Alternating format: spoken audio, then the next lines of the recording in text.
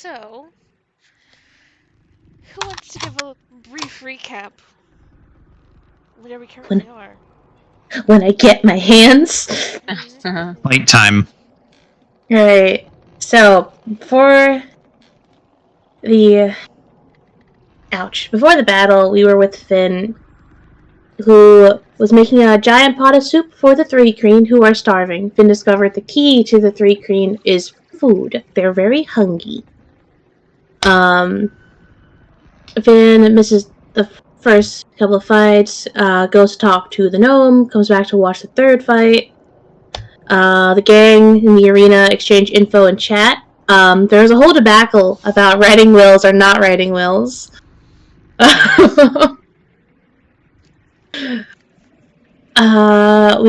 go into our fight. This fucking Orlov wizard guy is a fucking pain in the ass, invisible wizard bastard, who has powerful summon, who hurts like a fucking bitch, hits like a truck in a flashbang. We left off in that fight with his invisibility getting dispelled. We fucking got him for now. Some of the major notes here are that Booker emptied his amulet. It's probably fine. I was told to note that down. It's probably fine. I also noted that down. And that we are starting with Finn. And then we will resolve the rest of the combat. Yep. Question. I don't remember who won in the Three Green and the Lizard People fight. Let's see. So Swarm. it was at the So it was Swarm one. The Queen. The Three Queen won in that one. And then I know that this was probably explained. Is this like a knockout tournament? So like once you're out, or is it like okay? I wasn't gonna I was tempted, but that was going to make this much, much, much longer than I was willing to run. This Understood. would have turned this entire campaign into a giant tournament, which I'm not opposed to, but I don't think that's Tournament. the most you want. Z, I want you to know I appreciate the title of the stream. Well, that's what you guys have been saying for the past 2 weeks, so you know, that's what we're going with. When I get my hands. So, Cody, you had Finn originally cooking for the Three Queen, and cooked through the first fight to make sure they all got food, or at least everybody that was able to or seemed to be willing to pull themselves away from their ship or pull themselves away from the arena itself, got food. And then you went and watched the Swarm versus the Veach. And then I believe you said that you weren't going to watch the third fight because you had something you were planning on doing. Yeah, I need to go back and talk to the gnome. Okay. So, take us back over here.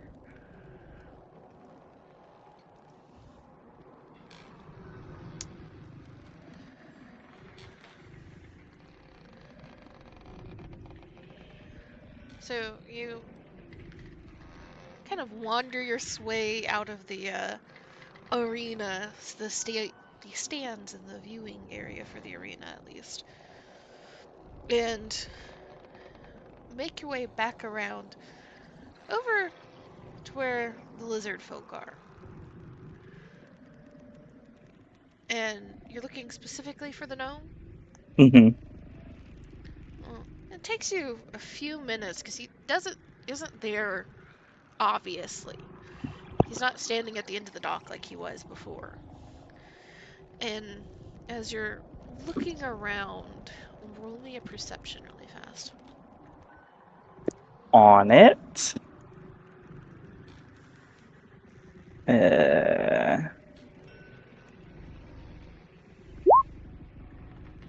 Ooh.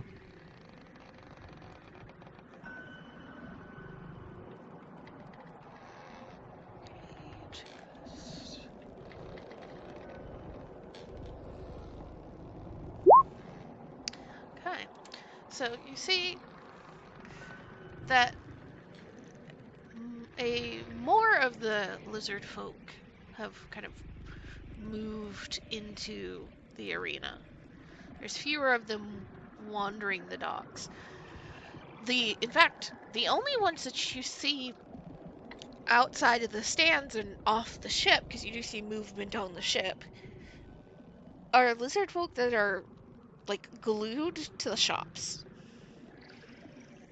They're very highly focused on the shops that are tucked underneath the stadium seating, that are the kind of official shops that are being run by Vocath, or you assume at least paying a good portion of their profit to Vocath.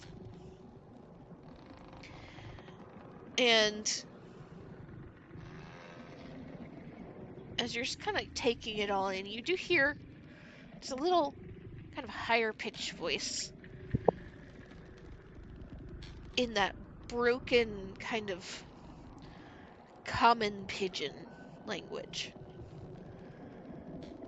And you look and you see that it's the gnome climbing off of the ship, and it looks like he's preparing to strap himself to some sort of harness system to go under the ship from the side. Oi, mister! There's not a reaction at first until they hear Finn moving very, I assume, not necessarily running, but purposely in their direction. Speed walking. And he looks your direction, kind of looks you up and down, and there's a frown. And kind of a sigh.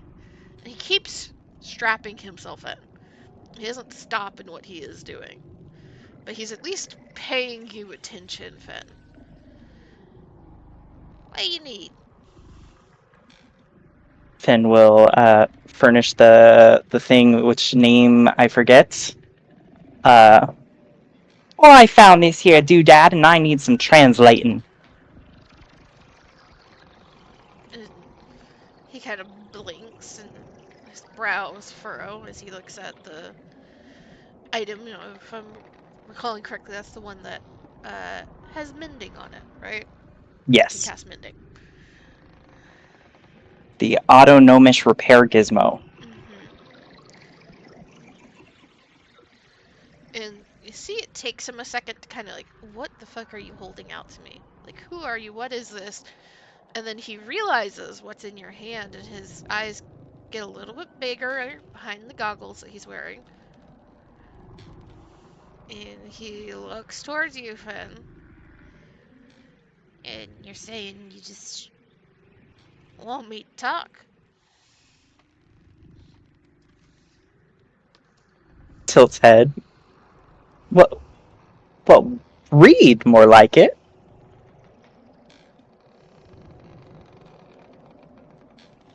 And there's a little bit of a frown. Re what? Extends repair gizmo. It's covered in gnomish, I thought, right?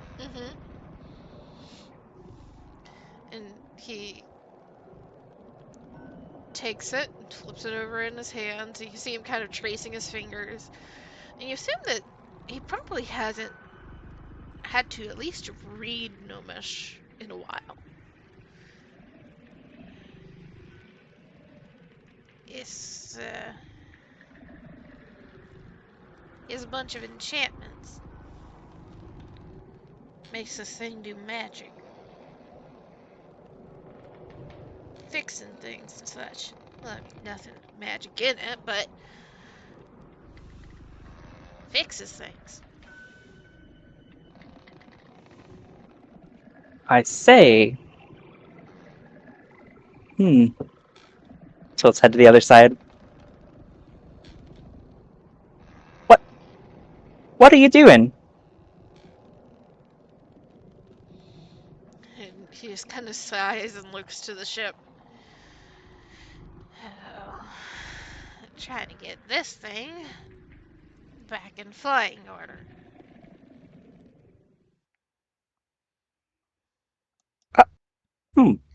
Well, would that thing help? You can see that there's like the curl of the fingers around it. Like he doesn't want to let it go. But his eyes narrow and he looks towards you. And he lifts the goggles off his face. You can see that he has essentially gotten tan lines around where the goggles are supposed to be. And you're not sure if it's 100% tan lines or if it's tan lines in grime of some sort. He squints at you still. It could. What are you asking for it?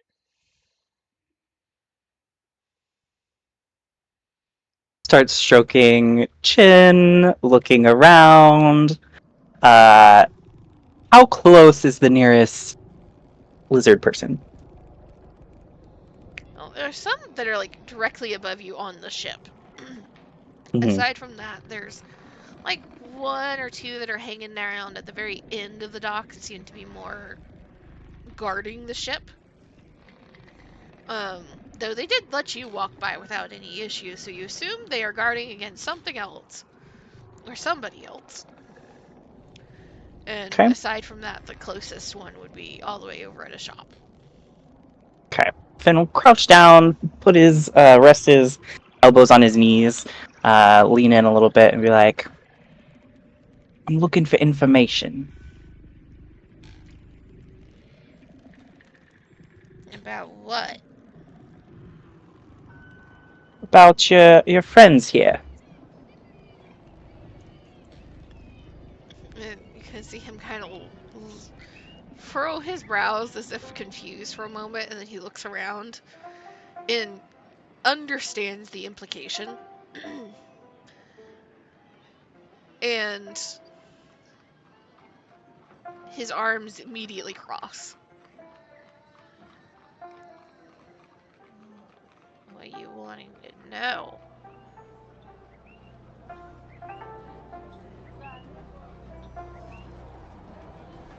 Hmm.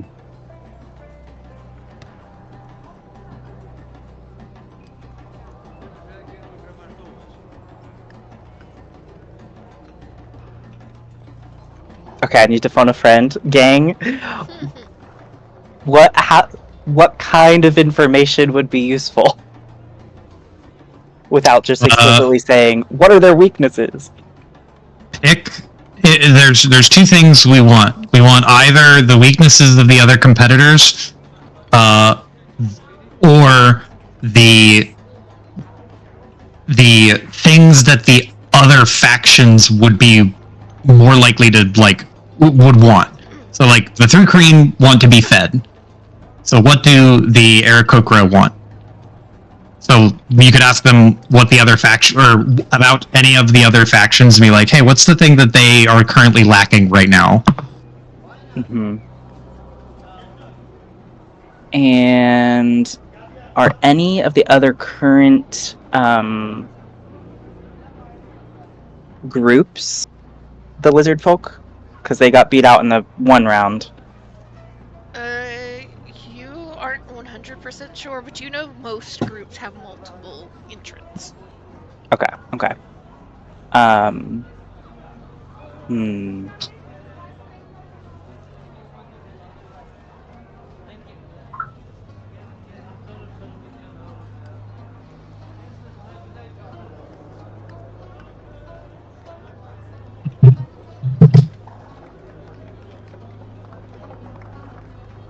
Oh, I'm struggling to come up with something.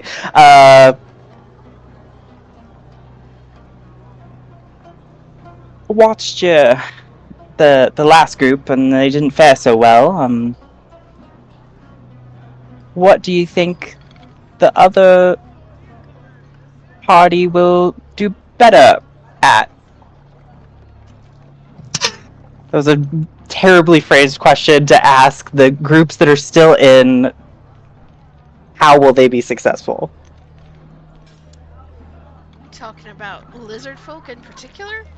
Yes. The Sirens? Is that what they're called? Yes, Sirens. Yeah. And you can see that the gnome kind of like looks at you and scratches the stubble on his chin as he looks past you towards the arena. Shakes his head slightly. Well, the last ones didn't do too good then. That was just whoever wanted to sign up. Guess next one does have one of our better fighters. He just kind of shrugs. Honestly, don't pay much attention to what's going on in the arena, though. Not my problem. I don't fight. Ask him about the other factions. Do You don't know jack shit about the fighters. Do you know anything about the other folks here? The birds or the apes? I feel like that's slightly racist somehow. I'm sure it is. He's a gnome, so. And you see his like gaze like look over his shoulder towards where the galleon is at the next dock. And he just, you see there's a mix of emotions on his face, like frustration and annoyance and just somebody that has had to deal with something for far too long. Amy at the end of a lunch rush. And he shakes his head. Over there in the Tarask.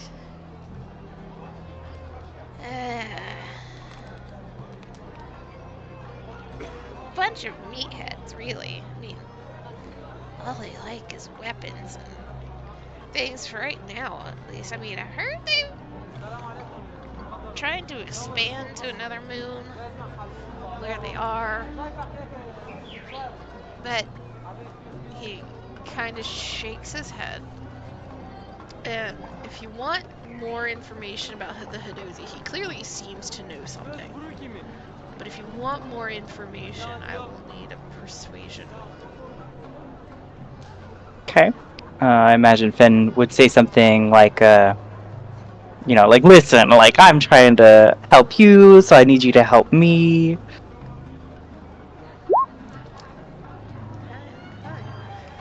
So seems to like trail off, like he doesn't want to say anymore. And then you goad him on a bit more, and he just kind of like throws his arms open. Well, I'm not saying it's true, but rumor is they finally got their hands on enough ships to get him off this place. But ain't got no way to navigate out there. Don't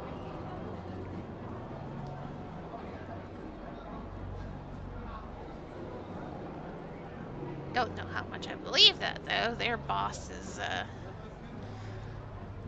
well, he's enjoying the finer things in Doom Space. Such as? Good booze, good music, pretty women, men. I don't know what he likes.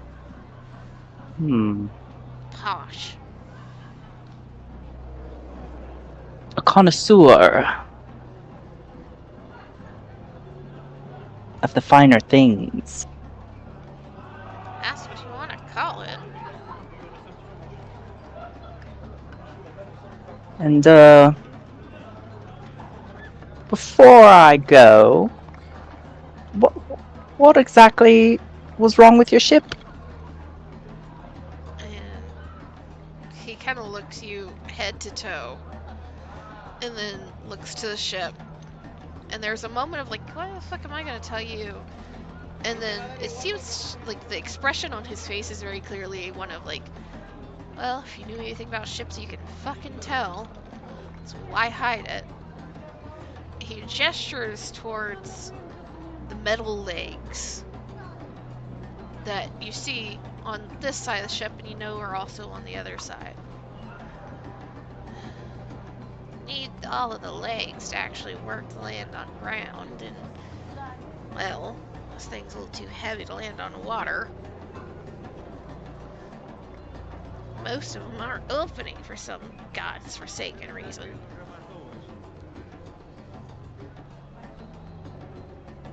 Probably got shook loose in the last fight.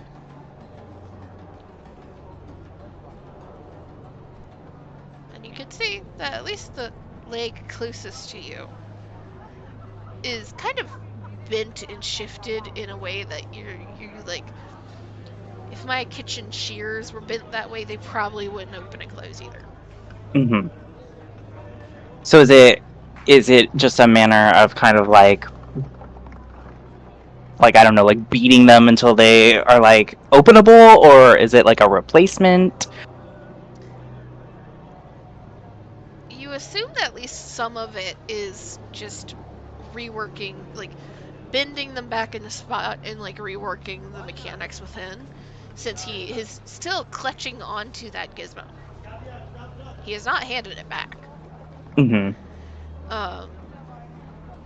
But with as frustrated as this gnome seems to be, it could possibly mean that one or two need replacing, but it also could just mean, gnomes are not always the friendliest when they get stuck into work that's not working.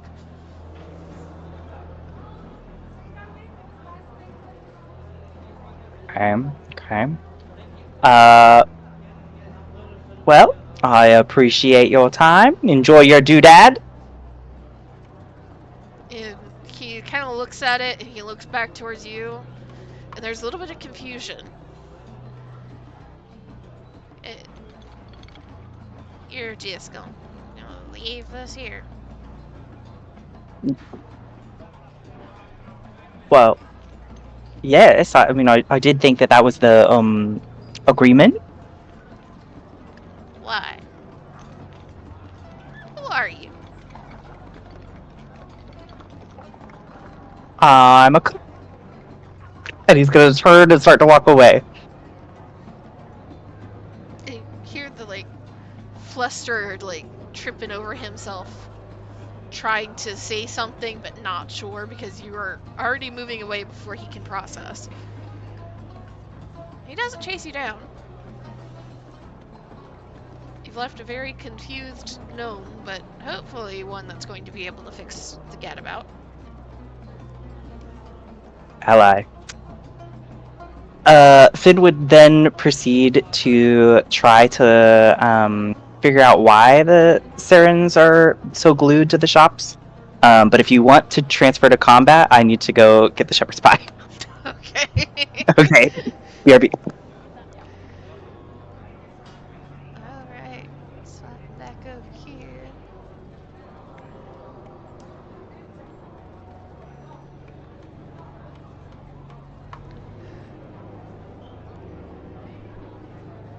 Alright, everybody that's in combat still here and ready to fight. Whee! Okay. So I believe we left off at the top of the round last time, which means Mandy. Gloria's up first. When you zoom in, I may need an explanation of who's still like. Is everybody that is visible now? Yes. Okay. They have Button has dispelled the invisibility on the wizard for the moment, and I believe Trixie went over there to try and grapple or try to hold him down. I don't believe it was successful this first time. But he's over there. So everybody that you can see is there, running at the wizard, largely. Let me measure something real quick because I measured something else, but I didn't realize that. Hold Lord helps. Let's see. I think Button's still gonna be in the way. Or the... yeah, I can't do that. The crowd's gonna be in the way, too. I don't want to, kill anyone. You're allowed... Stands. If you have Button in the crossfire, you're allowed to beat them up. It's fine. And I also No. depending on the size of what the effect is, the crowd is about 15-20 feet up. The lowest, first Okay. row. Okay. So if it's like a ball or a cube or something, you might be good. If it's like lightning storm or something, less good. What if we just have the cloud low? Lord helps. Alright. You're gonna have pissed off people in the crowd because they can't see. Well, Yeah, I'll be like, get thermals. I don't know if I can technically... I don't want to hit Button. I don't want to cause any unnecessary damage to the tank if unnecessary. It is okay. I'm letting you know No, it's right not now. okay. No. Button's health is a resource. It's fine. No, They but are made we're to get beat up. Yes, but we're only second round into. Let's do this. I will put my trust in my right button newfound friends to handle the wizard, and I will have her do what I had thought about doing to begin with. So let's not change up the plan. Okay, so I think Ori was still kind of laying on the top of the rock, kind of laying down. So I think, do we still use half movement to stand up? Yes. Okay, so half movement to stand up, but while she's on the ground, she grabs a small rock and kind of clenches it in her hand. Her hand begins to glow, and then she uses her free hand to point toward the rider. Isn't there a rider on the horse? Yep. Well, okay, so about, let's say, somewhere around in the, well, let's see, I don't think it'll ping. Let me ping it, see if I can think. Wherever around here, that will give 20 feet to hit horse and rider and magical lady, but without hitting Booker. 20 feet there. She will point to that one spot and open her hand, and the rock will shoot out like an asteroid and begins to ignite like it's burning through the atmosphere, and she casts Fireball while also spending 3 sorcery points to make it a heightened spell to give disadvantage to the lady on the save. Okay. Damn. So disadvantage to the Herald, but also hitting the Nightmare. Yeah, let me cast that Fireball. It's a 3rd level. I'm saving my force in case necessary. Fireball. Dun, dun, dun, dun, dun, dun.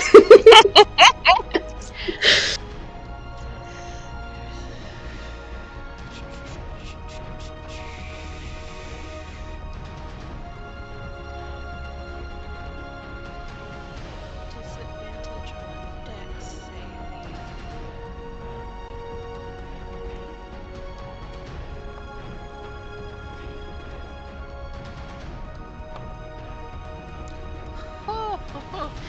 That disadvantage took you far, my friend.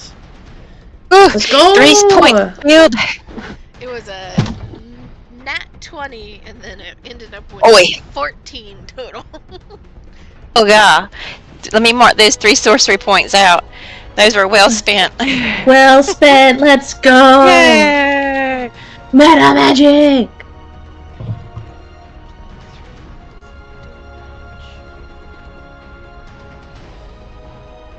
What does Ori's fireball look like? It was like a asteroid burning through, like, you know how when it ignites through Earth's atmosphere. There was a rock in her hand, and it her hand started glowing, and the rock shot off, and then it kind of as it got closer to the spot, it looked like it was like igniting, like it was coming through atmosphere, and then as it kind of landed, it went. Let's go. And then she lays back down, using the other half of her movement. Stands up, throws grenade, goes back down. Nope, I'm not. I'm gone. Who did that? I don't know. I saw nothing. Bloop. What does it mean? I need to find this again. Because for some reason, I forgot to say what I was using last time.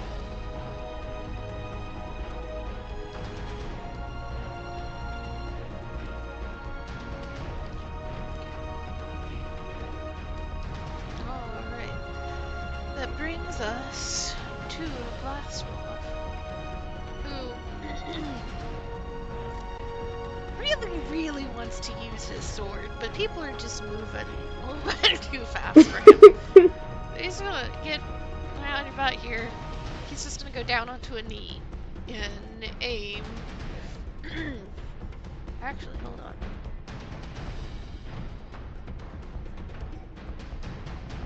Double check, because I'm pretty sure that's what. Yeah, okay. Get that here. And aim his gun. Fire. That's not gonna hit. And he'll try one more time. Come on, That one will buddy. hit. Let's go. 4.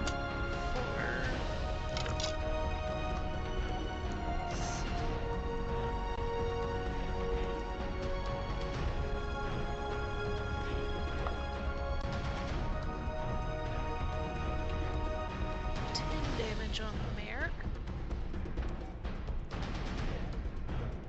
Because he really wants them to stop running so far, so that he has a chance to hit.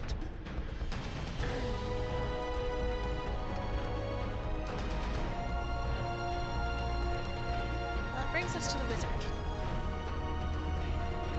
I swear to God.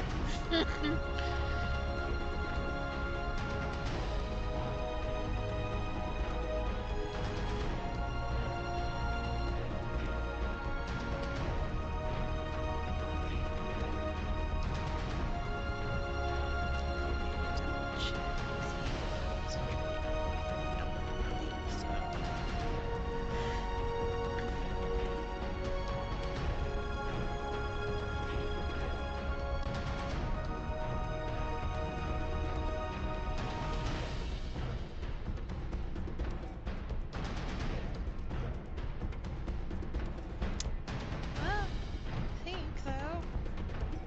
Hit.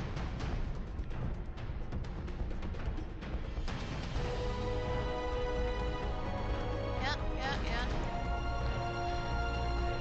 Seeing everybody charging at him suddenly, less than thrilled. So,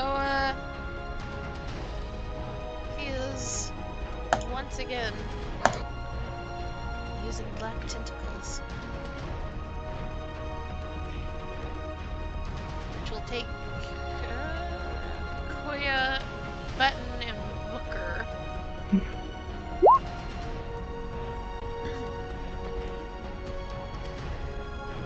So,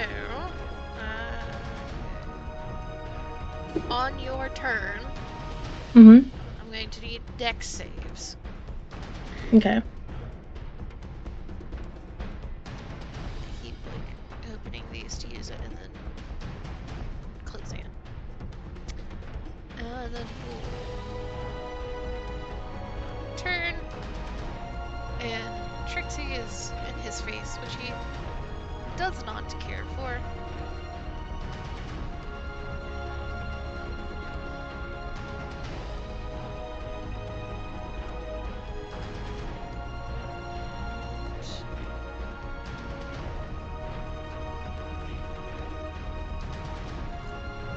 He'll just hold up a hand in front of him and point blank use poison spray in Trixie's face.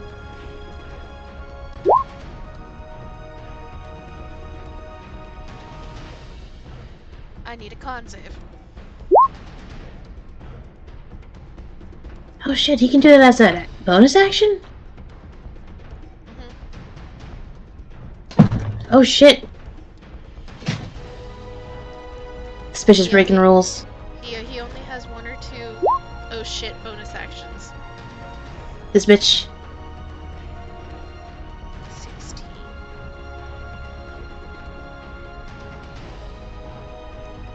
That's, I think his only other oh shit bonus action is his Misty Step. Where is your save? Oh, we just beat him out. Okay.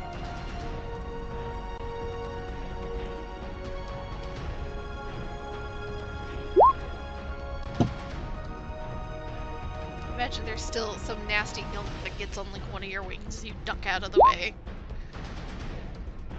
It's gonna stain. Button. Need to make a deck save, right? Deck save. Alright. And we still have Bless up, right?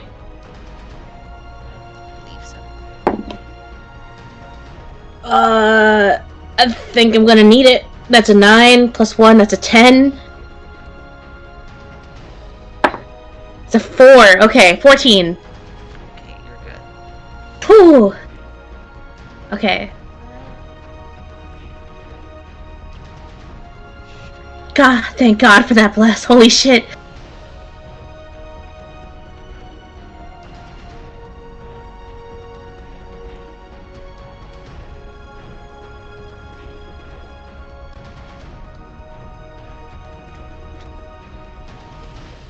So get out of there fast.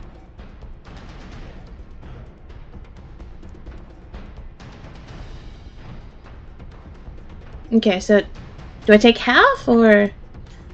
Don't. I forgot how this. Wait, let me read this. It's right there. Yeah. So you have deck should. saving throw or take 3d6 and be restrained. Okay, so I'm good. I'm Gucci. Yeah. Sweet. Beeline. Straight. Sorry, not beeline. A line. Straight forward to the tippy taps. The tap tap tap tap tap started before the tentacles with their little fucking sliding little hands unbuttoned. They're running too fast. Coming in for a bonk. When I get my hands.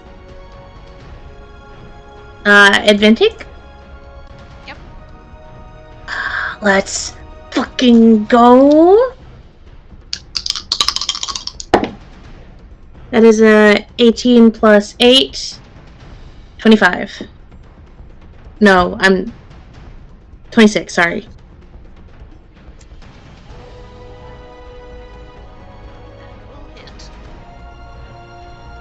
Bet. Bun still has their temp HP, so it's gonna be a D8. Plus, their feature gives them an extra 1d6.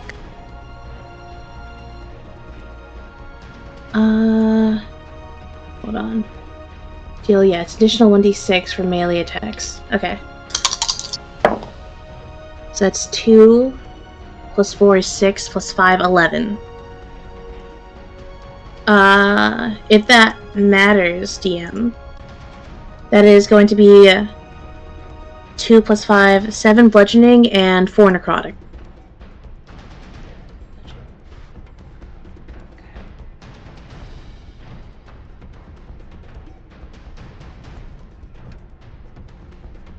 He's not thrilled. He's not. Does anyone need a healing word in this trying time?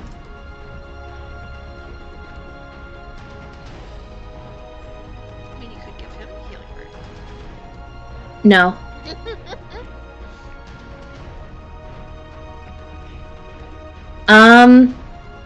But, Z, if you will allow me this. The extra time spent where there should be a bonus action. I would like Button to exude a cloud of spores that do not smell pleasant. It is very irritating to the eyes. Mechanically does nothing, but Button is very upset. I'm very disappointed in this coward. That is all. Bunker, do dex save at the top of your turn. Yup.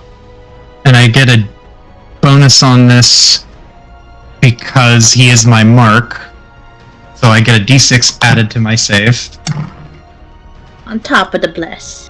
On top of the bless. God bless. That is a 25. Yep, that'll work. Damn. I rolled really good. So the nightmare, like the horse and rider, they're a summon from this guy, right? Yes. Mm-hmm. So, but he doesn't have to concentrate to keep this summon up Seemingly or anything like that. Okay. Then Booker is going to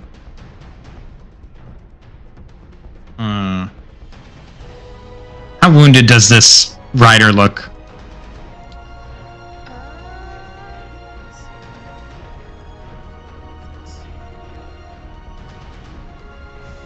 She's pretty beaten up, but she seems to be keeping her shit together. Okay. Booker's going to use a bonus action to cast Zephyr Strike, which kills Bless because this is technically concentration. So Bless is gone. Ah, rip. Understood.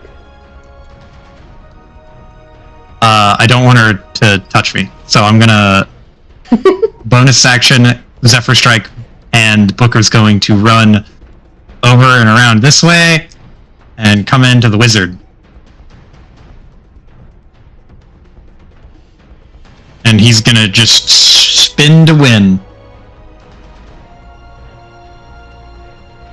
With Booker should have all his knives. Thankfully.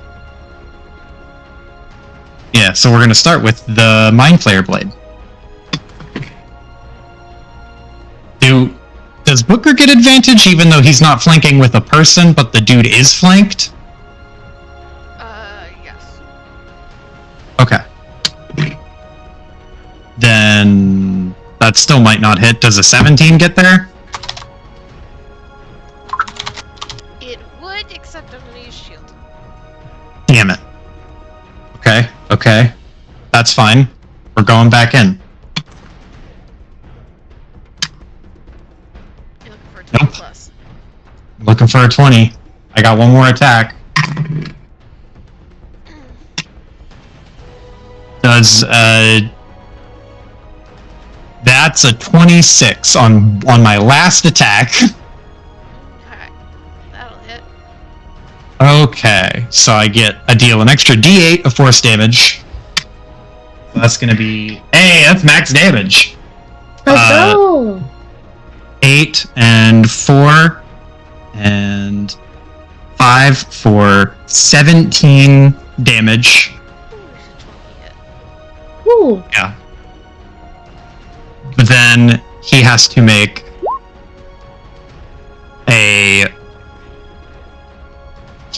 a save. There it is. Once per encounter, when I hit him with the tentacle blade, hit a creature with the tentacle blade, you can make them make a DC 16 int save, and on a failure they are stunned its next turn, and on a critical failure they're stunned for 2 turns. God damn. 16. It's an int save, so he's probably gonna make it, but I mean, hey, saver sucks, right? Mm-hmm. Well, he rolled a nat 1. Let's go! Let's fucking go! Let's go! Yo, Stunned. how hard does this shit hit? Let's go! That's bonus action, move action for Booker, so that is the end of Booker's turn, as Booker gets one lucky strike in with the Mind Flayer Blade. God bless the Mind Flayer Blade. I like to imagine the strike came in really good because he was distracted coughing up spores. He was distracted coughing up spores and Booker came out of fucking left field. Nothing personal. Trixie, you're up. Trixie, it's free real estate. Trixie, he's stunned. Get him. Spin with all of your fists. Shouting going on, but unmuting for expediency with this would be nice. Yep. Flurry of blows. Trixie, kill!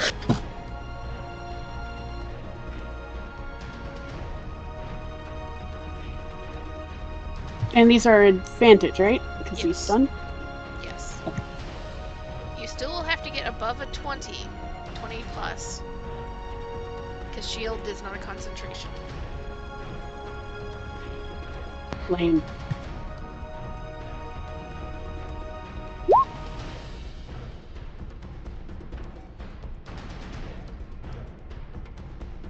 That's why shield is such a good spell for wizards. They can knock Oof. the fuck out and still have shield going. Rip.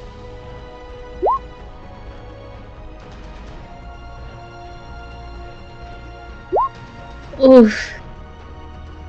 Damn. No. Damn. No.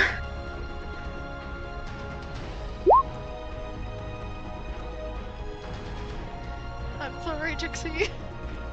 I No. you know what? I get a second attack. Cool, I guess. Fucking crit, damn it! That'll hit. That hit. Just be angry at it. Sadly, that's all I've got. Damage is damage. Koya, that stun did take down the black tentacle, so you don't have to roll a dex check. You just do whatever the fuck you want. Let's Sick. go. Okay. I'm gonna start with regening health. Valid.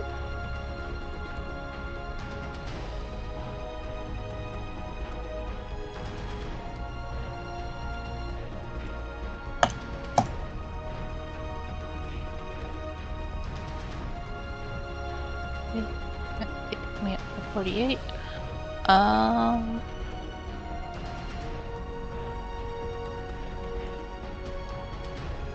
Complete the square.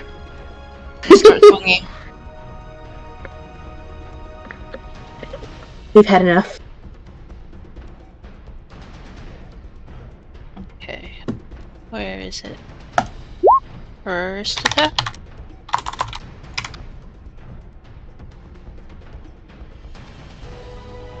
That'll hit.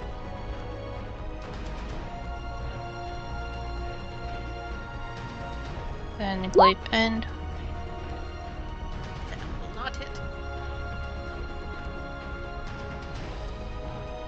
And then second attack. Roll your damage first. Because Trixie got that one off, that is exactly what you need. Yo, How would you like Oh. to kill him? Let's go. let's go.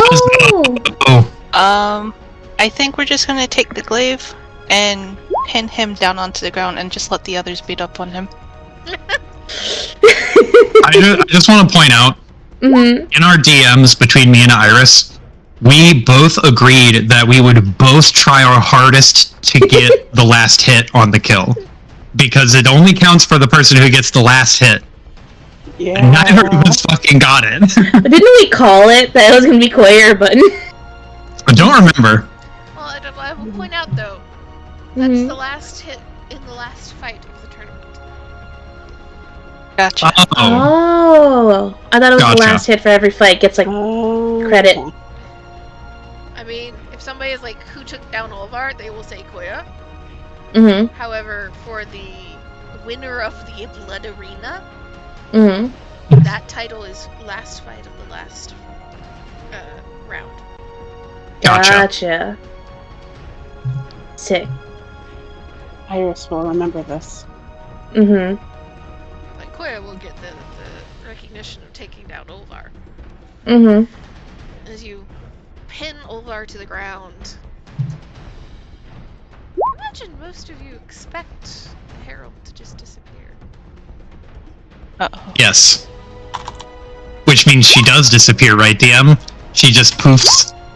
Uh-oh. You just hear an angry screech come from them. Hmm. And you all feel like you can hear breaking of chains.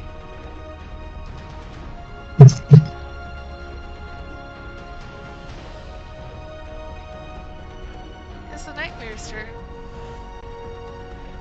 Hold on. In the hell. Total. I'd like to make zombie. So you have to kill him. Are you killing him? Oh. Mm-hmm.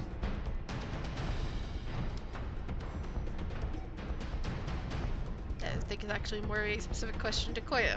Is Koya Yeah. killing Yeah. him? Do we know if he's attached to any one group? I think he's separate Don't know. from what we know. I know we asked around a bunch, and we were told by the Aarakocra that this guy isn't associated, and it was going to be a problem for Vokath's pets. Was the phrasing used? Am I right, Z? Essentially, So. from what you've gathered at various points, you know Mhm. for certain that Ovar and whoever Gorilla is Mm-hmm. are independent factors that have their own reasons for being here. You just don't know what they are. Gotcha. Alright. Okay. We don't have to kill him if we don't want to. I think if... I'm blanking. Oh my goodness. If the Herald doesn't disappear, Koya will lift up Ovar and look to her and say, submit, and we let him live. Let's go! Oh. So you're holding Ovar out in front of the Herald? Mm-hmm.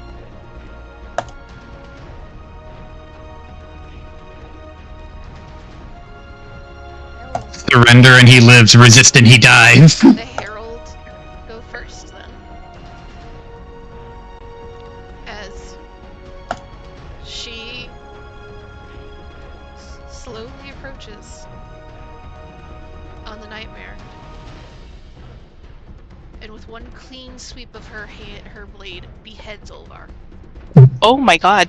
Oh, well, Well, I guess we were taking a gamble. in that case, zombie. He doesn't need a head. It's fine. And well, the same swing of the sword, turn it back to swing against you, Koya. For the presumption. Fair. That was on me. It was a gamble. It was a pretty cool gamble. It made for good drama for the audience too. Yep. And Mhm. you know how we talk about karmic balances? I rolled a nat 1, and then I just rolled a nat 20. I'm sorry, Koya. No. You know what? Deserved. Shame on me for assuming. I'll double check this really fast from the official stat block.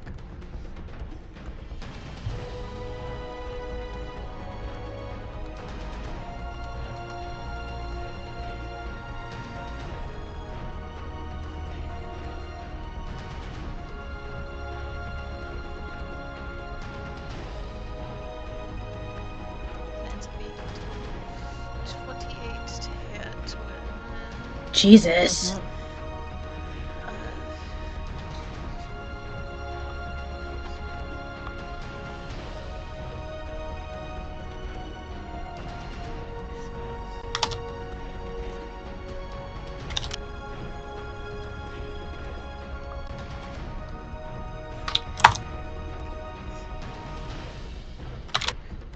44 total damage.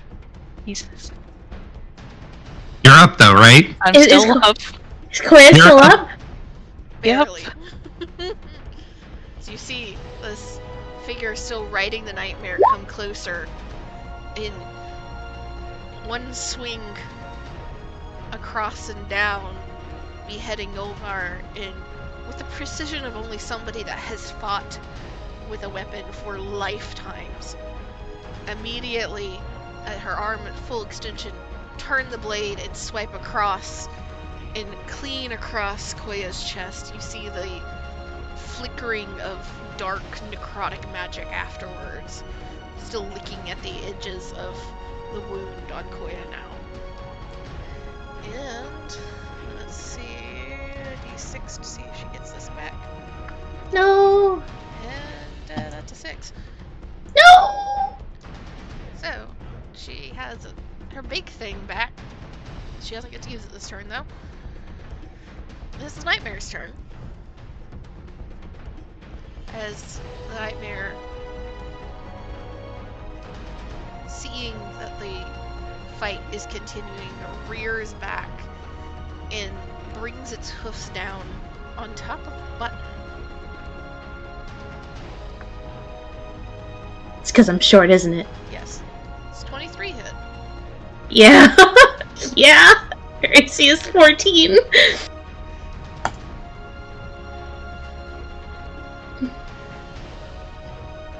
14 bludgeoning plus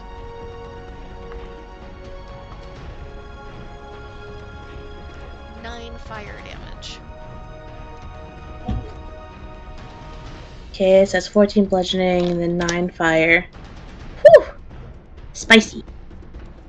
There goes 10 HP. Ori, It's been real. it's your turn. Okay. Hold on, what that's gonna fall. Okay. Ori's still peering over the edge of her little cliff. She is.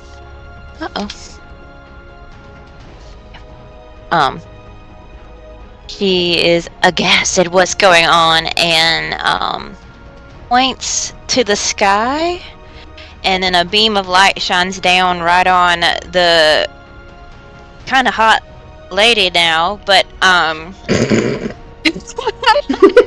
And- priorities. this is a priority. This is very, very prioritizing. Anyway, and also spending 1 sorcery point as one of her things that she gets for being what she is, to have the spell that she's casting ignore resistance to the type of damage for Moonbeam on Koya. Where is it? Here it is.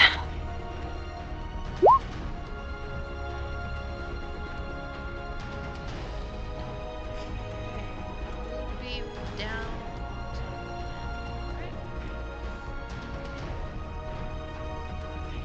And does anyone have banishment?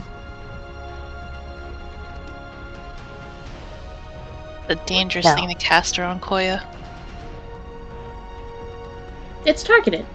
It's not AoE. Yeah, it's a 5-foot radius. So it should be able to be cast down onto the Herald and the Nightmare simultaneously.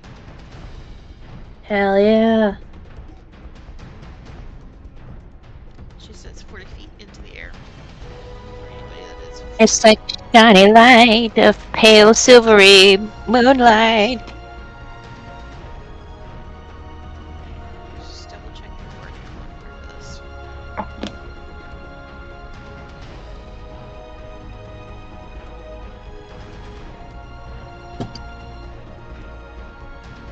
I have any bonus things.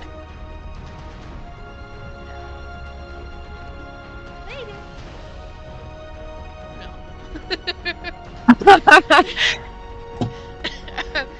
Just trying to figure out whether or not this technically counts as a shape changer, but I don't believe so.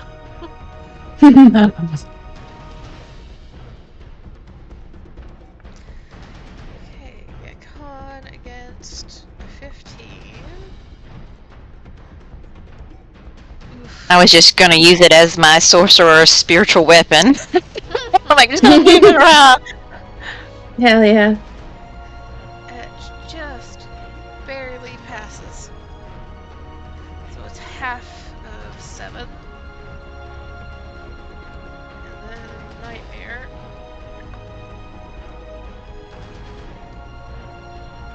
Where's your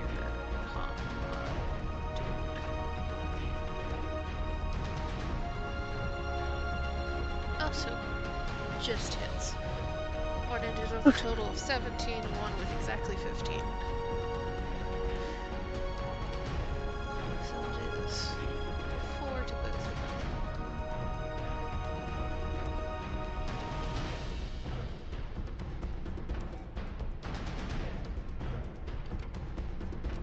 I think that's all she can do, but I just would like to use like just to see how everybody is looking on the field, so to prepare for my next how is everybody, like, especially Koya after that last.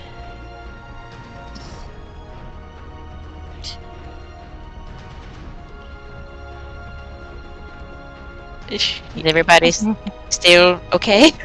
I'm Or good. no, okay. Well, I think everyone but Koya is okay. Okay. Koya's a bit moved. I don't think she's got anything that she can use as a bonus action right now, but I will make sure to hit that if nobody else does before any other thing on next turn. End of your turn then? Yeah. That brings us Plasma.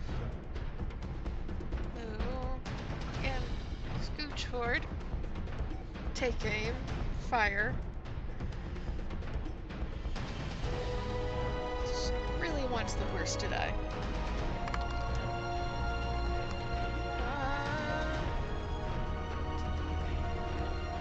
First one will hit, and second one will hit. Okay. Let's put some work in Blast Off. Let's go. See if you roll it on your damage is the next issue.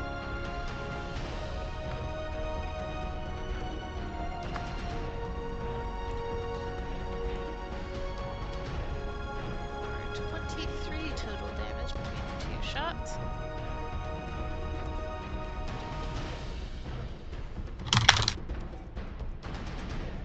Olvar is out.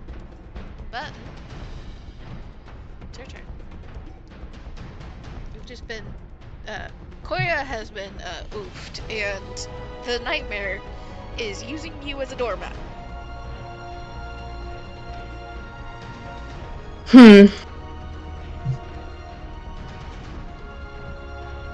Alright.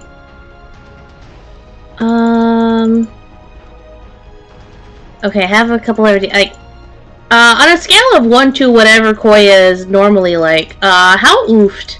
Very. Probably the most oof you've ever seen them. Okay.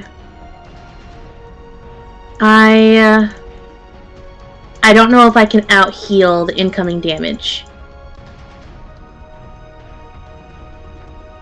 But you So can I- come back. And We have Or- means of regenning. do you? Yes, we do. Okay. A little bit. Disadvantage. Alright, I have an idea.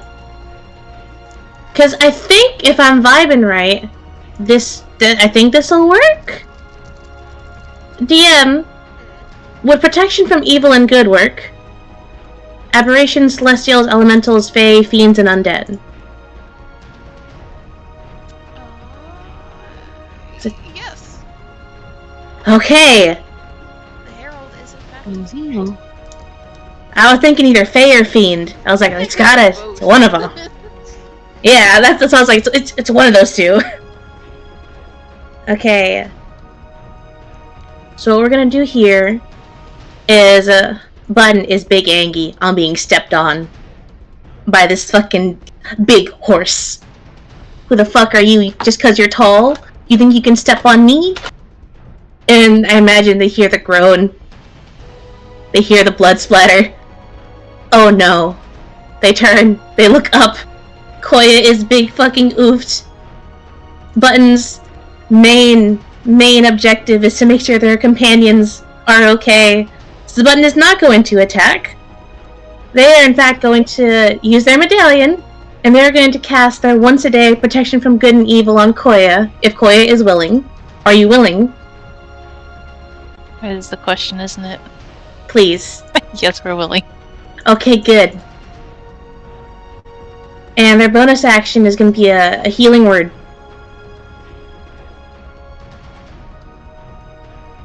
We're going to go ahead and we're going to upcast that to a second level.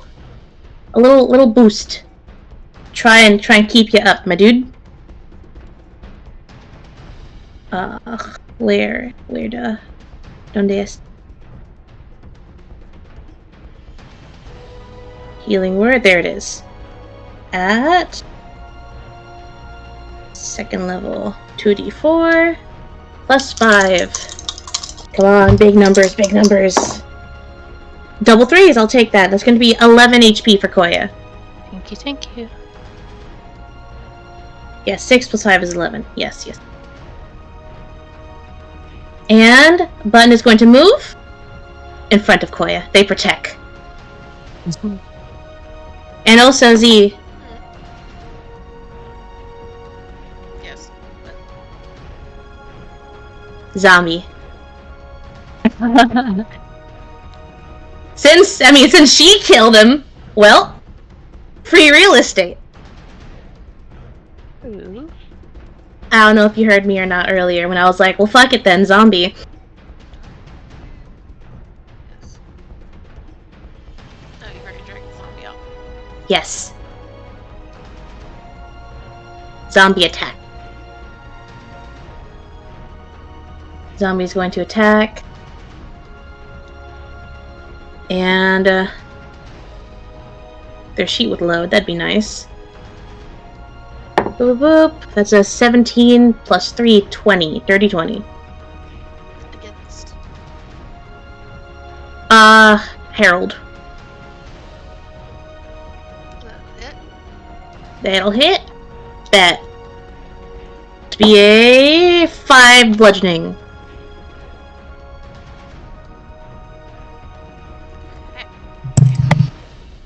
Protection mode. And Charlie, are you aware of what protection from evil and good does?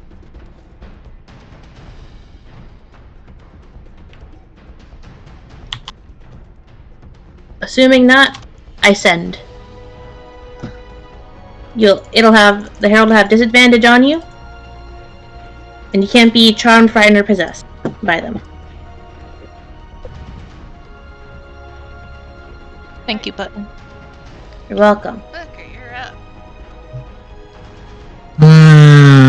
Let's see.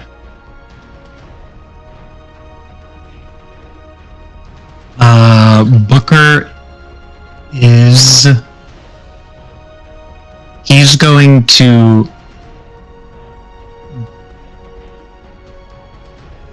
drop the Mind Flayer blade and withdraw the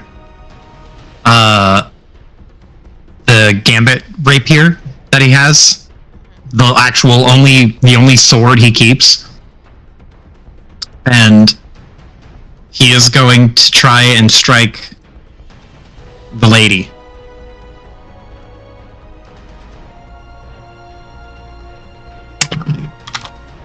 Does a... What is my bonus with this weapon? I never use this shit. Does a 24 get there? Yes. Okay. So, I rolled almost minimum damage for 7 total damage, but I can have the damage to make the target prone, I think is how Gambit works. Right. So, because she is on the horse, I will say that if you would like to get her, you can knock her off the horse, essentially, with this. That is exactly what I want. Okay. Get her off of that thing. Yeet. Slap her off of it. And then Booker is going to go with the Gambit Rapier. So is she standing up off the horse? Yeah, she kind of like lands crouched down.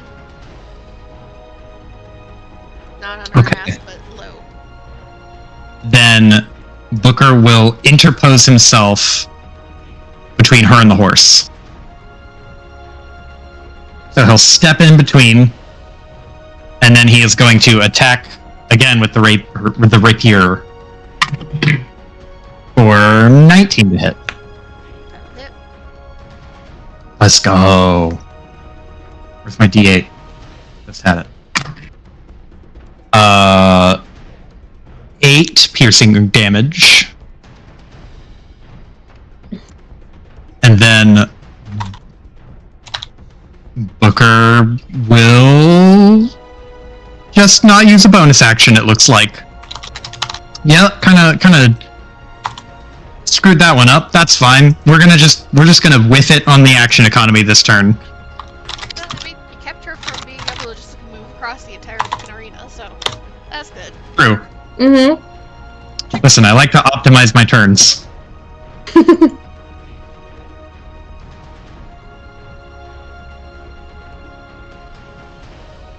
Trixie move. Trixie attack. Get him. Let's go. And advantage because flanking? Yes? Yes.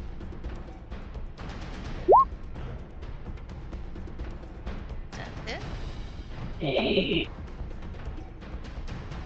And I will flurry of blows. And I think, actually. Actually,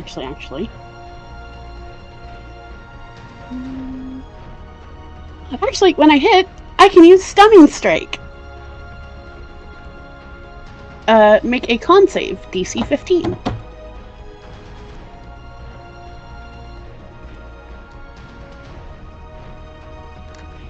That's a pass. Fuck. Well, I'll still flurry of blows, then.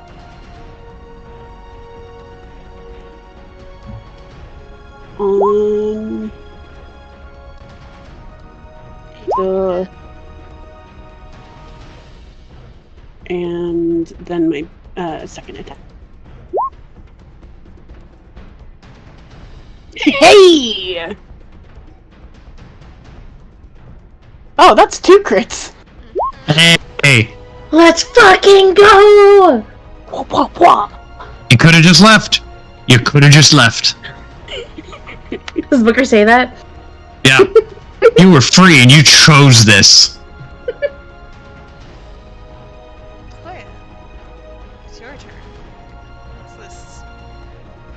Harold is getting ganged up on and is just looking more and more feral, dripping more and more dark magic. And you can see the nightmare starting to work itself up into a frenzy.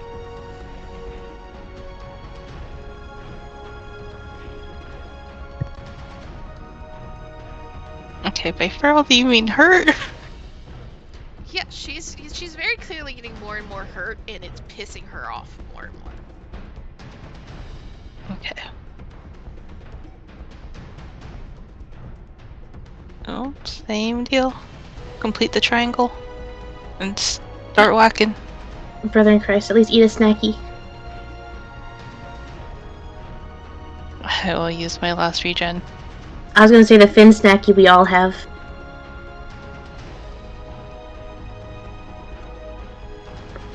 And I won't have to heal if we just kill her.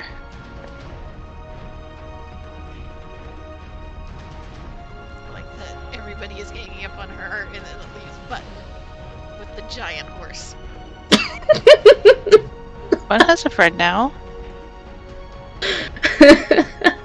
Okay, and I'm just at normal attacking, right? You can get your advantage for this. Wait, thank you, Miss God. Okay, first, Now hit. hold. Minus the 2 because I don't have bless. They'll still hit.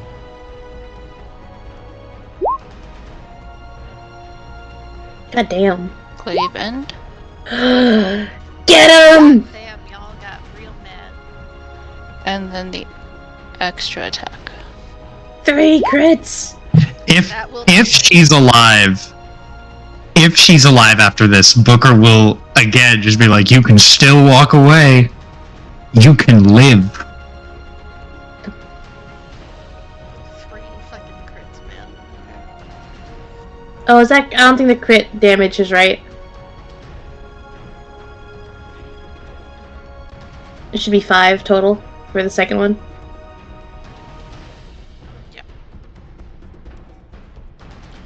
Whew. She's up. Not by a lot, but she's up. That brings us. It's Nightmare's turn. Mouse around. Fight me! Now has a button in front of him and a zombie beside him. Zombie is Orlov. Headless.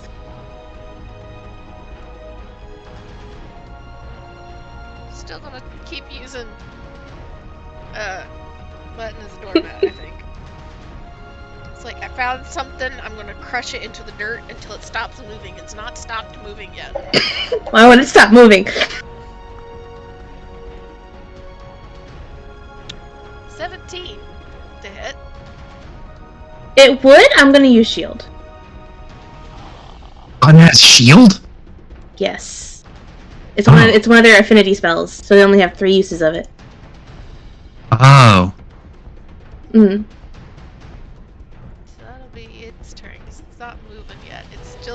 It's very much hit the feral horse of like, I'm gonna kill this thing, I'm gonna kill this thing, I'm gonna kill this thing. And Lucky Button, you're the target of the like stomp attack for the foreseeable future. Doesn't matter. They are protecting their team. Don't worry, guys. I'll handle the horse 4 times my size. The Herald got her fancy attack back.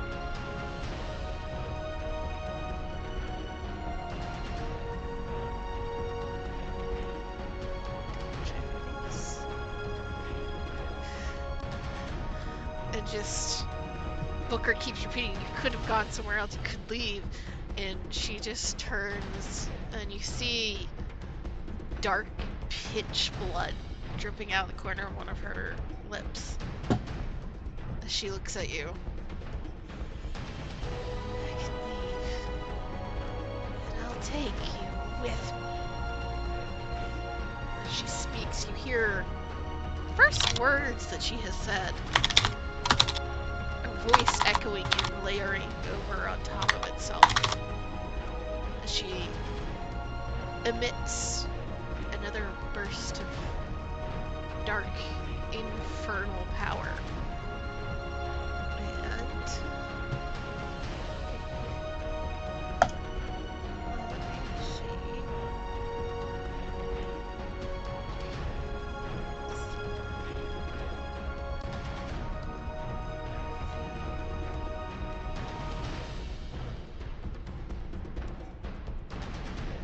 Okay. So, everybody that can see her, which I think is everybody except the zombie, based on positions, because I think Button would be able to see out of the corner of their eyes.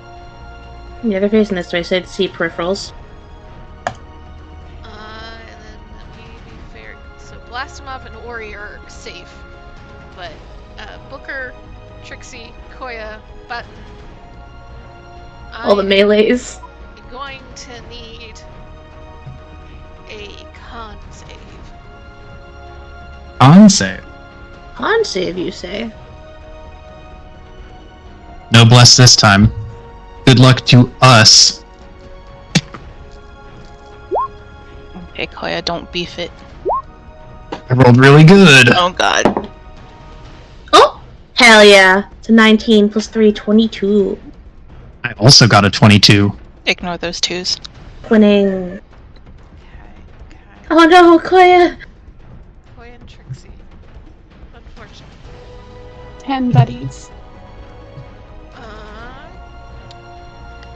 So you both failed by creature fails saving throw by 5 or more. Yep, you both failed by 5 or more. So let me roll the damage first. I'm just gonna do it this way because it's faster.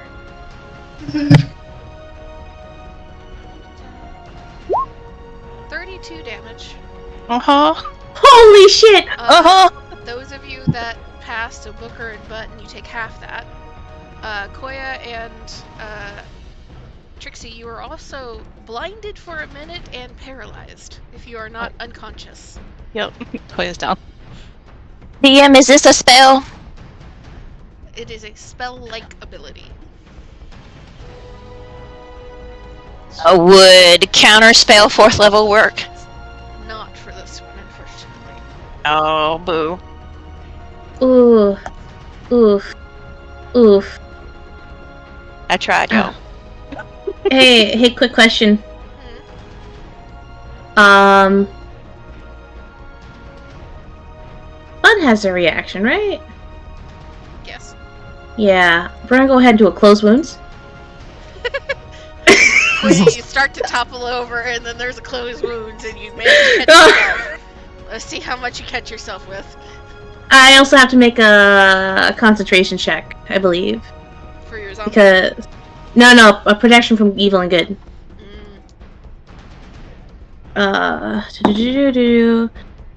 It's 10 or half of the damage taken, whatever's higher, right? Yes. So, okay, so I got a 9 plus 3. Yeah, I'm Gucci. Still up. 16.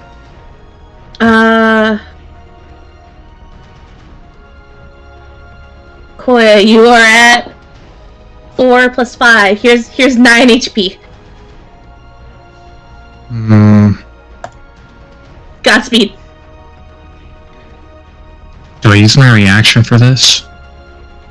Yeah, I'm gonna use a reaction to Aegis some of the damage. So I take 1d8 plus my int modifier to reduce it by that much. I will reduce it. Sorry. Sorry, I'm mostly talking to myself. I will reduce it by 11. Good shit. And then see that's blinded and what else? You're paralyzed next turn. Paralyzed. Gotcha. Blinded for a minute, you can make the Oh. save each of your turns, at the end of each of your turns, to remove blinded. However, you have to go through your turn considered blinded, and then this very next round you're paralyzed. After that, you're just blinded. So essentially, Trixie and Koya don't have a next turn. Ori. Oh. Hold on, I'm looking something up! And then also I need to roll a d6. Ooh! No! God. No! Or he's going through her roster of artillery shells and just realizing everyone is danger close. Yeah, I'm like, oh no! Change of plan! Change of plan! Gotta get careful do I spell have- next. Do I have anything smaller than a 230mm shell? God, where are the 22s? Where are the 22s? Okay.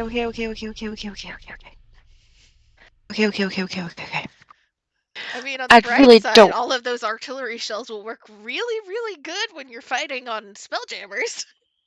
Mm-hmm. I'm like, Mhm. not a delicate fighter here. Like, nothing is delicate or precise. So I'm like, and y'all are all bunched up just so that I'm like, crap. You gotta get careful spell. Next time, yes. I'm like, okay. All right. And everything else that I have is like touch. So I'm like, God, I don't want to go into this mess. I'm like the headcanon that the previous crew Ori was on were all ranged, so she didn't have to deal with this problem. I mean, knowing Blast them off, I would not be surprised.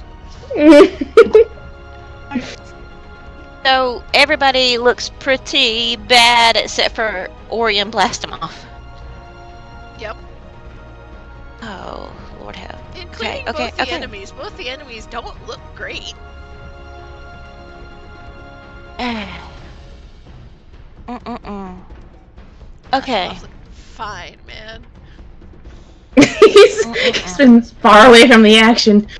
When he gets here, when he gets here, though. So who can't see? Trixie and Koya.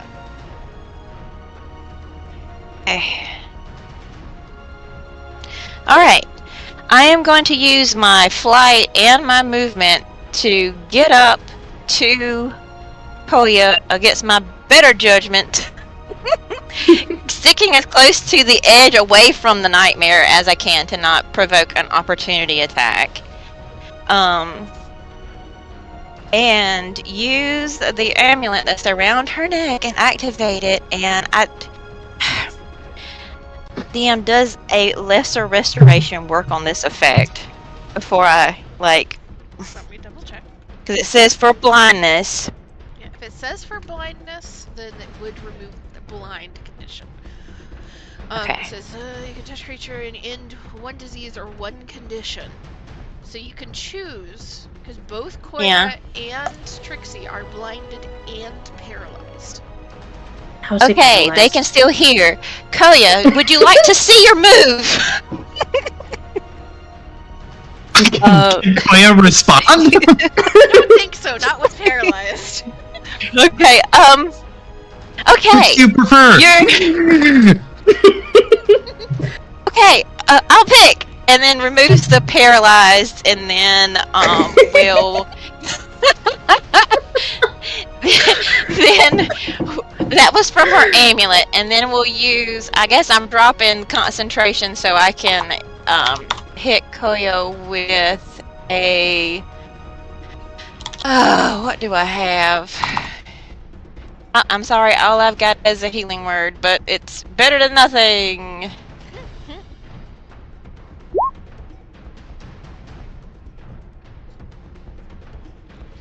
And uses, gets behind Koya, prepared to say left or right to dodge.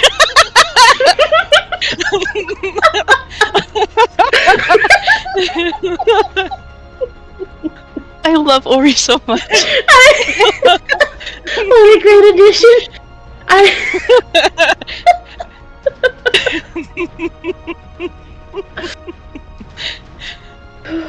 Fuck.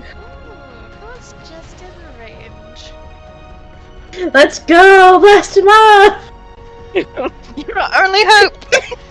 So, blast him off. Seeing the chaos that is unfolding, just straight up drops his gun. And you see him go, like, stand up from where he was kneeling, lean forward, and head first charge. And bulldozes directly into the nightmare. Let's go. That is a GIF ability that some of them have called head first charge. Let's fucking go! Get him! Moves a straight line into largest living creature. They need to do a strength save. Okay. Nightmare. The ability to pray, manifest, roll low. That's a 2. So that's with the strength save is gonna be too low. And let me see how much damage this does. Not a hell of a lot of damage. Damage is damage. 8 damage. And the nightmare is knocked prone. Hey.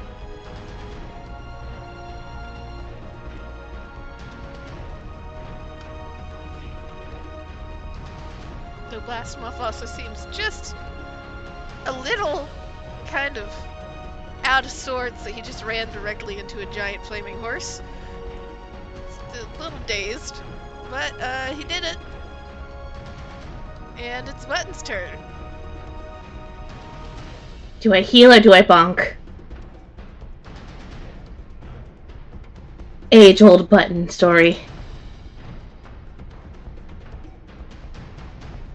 How oofed is everybody? I'm barely above half. Okay. How's Trixie looking? Barely under half. Koya! Not anywhere near half. Understood. Ready with that spare the dying. I don't have that prepared. I don't have that. I have it. Okay, good. Both of the bad guys look not great. Yeah. Do what you need to do. I've got biggin. You've got biggin? I got biggin. Okay. Button kill. Button kill. He's prone. Fuck this horse. Bonk. Advantage because prone, right? Yep. What do they say about beating a live horse? Exactly, it's gotta be dead. That's a nat 20. Woo! Fuck this horse. Oh, Let's fucking go. Pretty sure it's gonna kill it. Fuck you. That's 8 max damage. Fuck this horse. Okay, so that's 8 plus 5 is 13 plus 8. You kill the horse. Fuck this horse.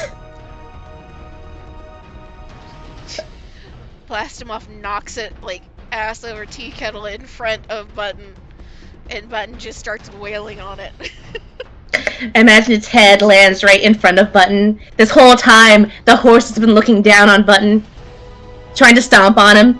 And now, Button is looking down at the horse, raises up their staff, one solid whack to the skull. I think bonus actions were good for now. Zombie. Get in there. Attack. My minion. Does it have advantage? Yes. Okay. That's a nat 1, that's a nat 3. It's not hitting. Karmic balance. Alright, that's it for Button. Booker. Okay. Oh, wait, they're also gonna move a little closer. Also, I will There you say go. Booker, because of where you are, and Ori. Roll me perception checks real fast. Deception. Oh, it's not a good roll. I swear to God. If there's another 9? wizard. Oh. Booker, you would notice. Well, Booker and Ori. You don't know what exactly is going on because you're so locked into what is happening directly in front of you to your crew. There's some sort of commotion starting in the stands right above Oh you. no. Oh no! We don't need no much commotion. I want to look up and see what it is. Can I do that? Or will it cost me? I would say it would cost a bonus action.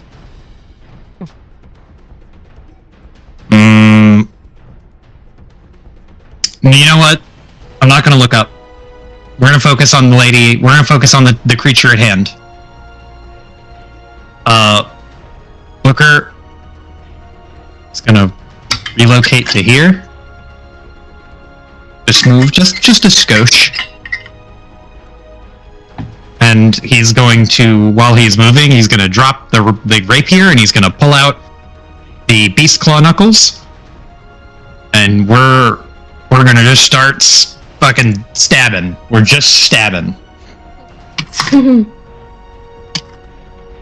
So 25 to hit. That'll hit. Ugh. For 6 piercing damage. How'd you like to do this? Oh! Let's go! Secret was she had 2 HP. Oh, yeah. Booker will slide to the side, and he drops the rapier, pulls out the beast claw knuckles, and he will, rather than go for the clean stab, he'll cock back a fist and say, "You could have left," and then he'll punch her across the face and snap her neck. Punch, you hear the snapping of bone and a cut off sound of pain. And she starts to crumple down to the ground. But you don't hear a body actually hit the ground. She falls into the darkness of her cloak around her. It seems like she falls into someplace else and disappears.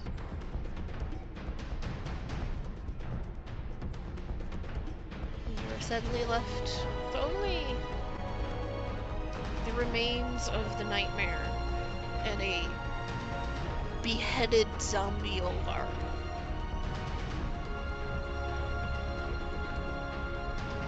And the crowd,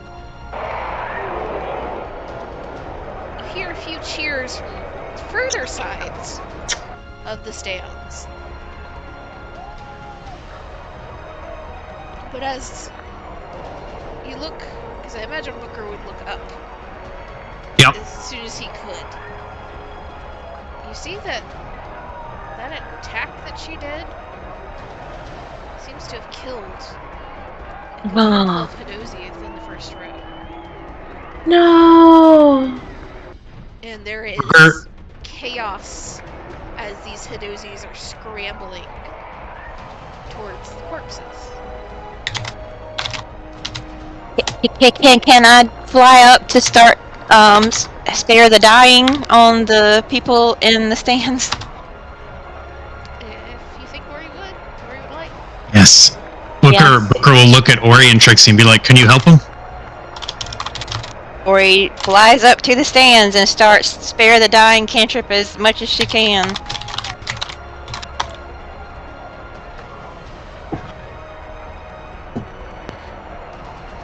Don't think Trixie has spare the dying. We double check. No.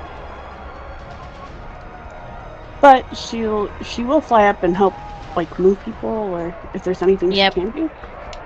Bring them closer to me, that way we have... Yeah. Mm-hmm. An initial surge as the two of you come up and over of Hadozi that start trying to block the way and push you back. Ori, what do you say as these first ones? You caught, I imagine, between the impulse to help and frustration that why are you guys not letting me help, and the kind of distant understanding of, like, these people are freaked out. She just puts her hands up to saying that she's not going to do any harm. I can help. I promise I can help. And but they're going to be gone if I don't do something now. Kind of try to speak, calm down the first few that are blocking your way, and a few of them seem to be resistant and reluctant, and then one finally seems to take you at your word and nod, kind of push their friends aside so that you get past. And you quickly start to try and administer what aid you can. What are the rest of you doing? How high up are the stands? About 15 to 20 feet from ground to the top of the railing you'd have to get over. Up I don't these?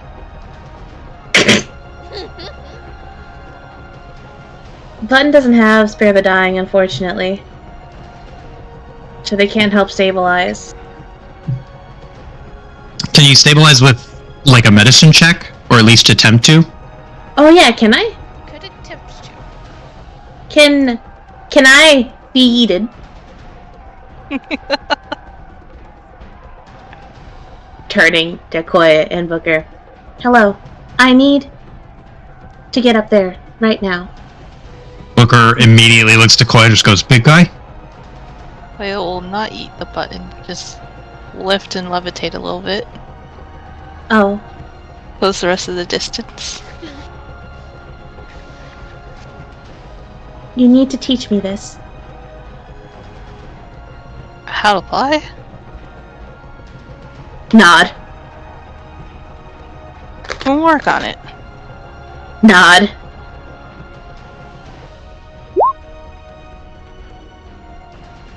Let me at him.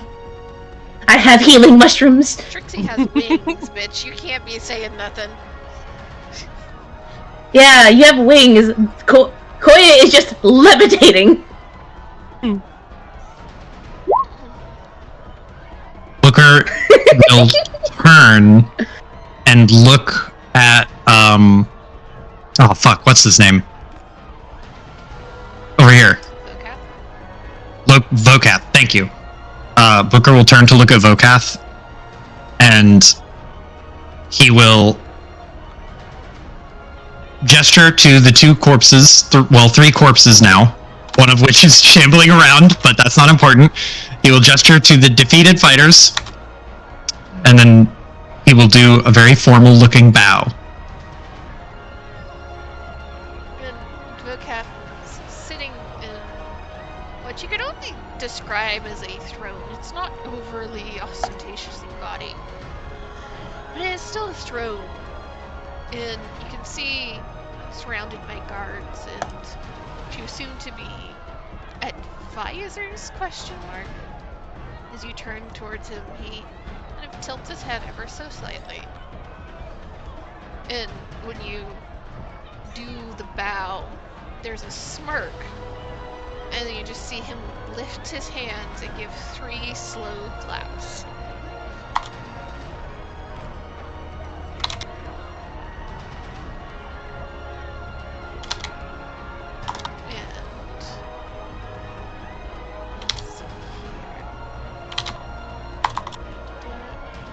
But give me 2 medicine checks. 2 medicine checks coming up. It's going to be a 24 and a... Wow, I can't math. What's 10 plus 5? 15. So between Ori and Button doing all they can to help the Hidozi in the front rows, and Trixie trying to expedite and also keep the surge of the crowd back, you're able to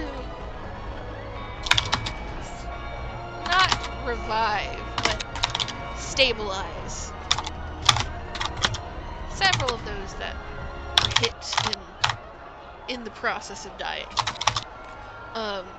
There's only one that you're just too late to get to. You're not even fully sure if it's just too late or if they were just too weak to begin with. But as you, one after the other, are stabilizing, you can see there's less of a surge of panicked Hidozi trying to get to their crewmates and friends, and more of just like pressing forward, watching, and shouting of what's happening back and forth, and talking. And you can see that there's attention turning towards this part of the stands from other sections as well, seemingly fully realizing what has happened and curious to see fighters up in the stands helping.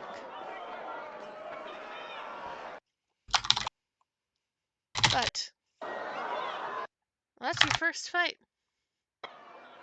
You survived. Oof. We did it. Lived. It gets only easier from here. Maybe. There's like one other TPK worthy group, right? Mm-hmm. I wouldn't say one other, but your next fight is less straight up difficult, more of a how do you handle it tactically. Mhm. It's less a TPK. It's more of like how annoying are you guys going to let me be by making stupid decisions.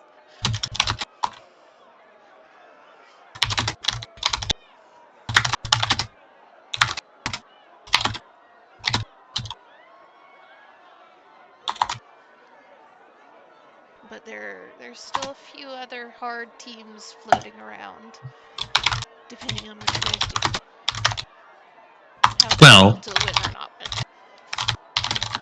while the crew is tending to the wounded onlookers and making the team look overall way better, Booker is gonna poke around inside the pockets of these two dead people.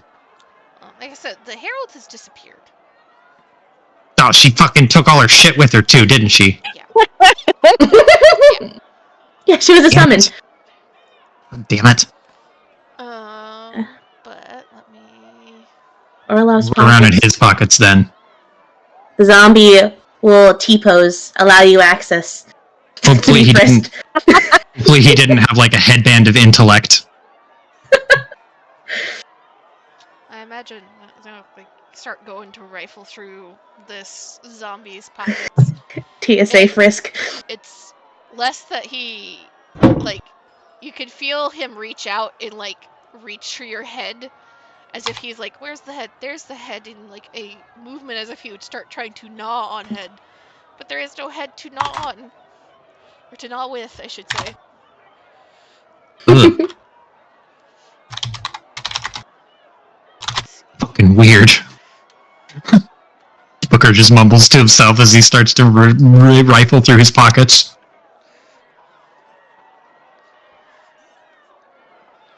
Like one thumb stuck in your mouth. Mm. Grab hold. Fucking stop. Yeah.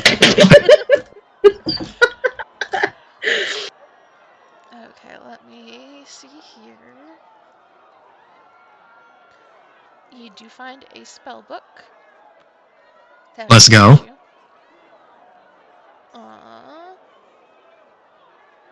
You find Straight to Macon. a survival check for me. Survival check? Thank God for rolling look really good, because survival is not one of Booker's specialties. Where the fuck is my bonus for survival? Okay, I don't have one. That's a 19. Okay. And then roll me 2d4. 2 and 1. 3. Okay. So you also find a single spell scroll. Which will roll me a d100.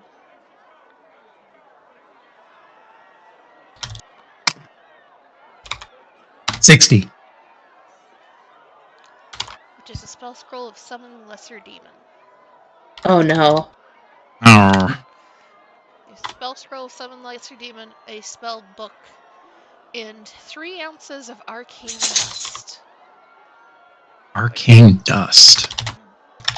Can be used as an additional material component when casting. When used in this way, you can choose to re-roll one of the rolled damage dice.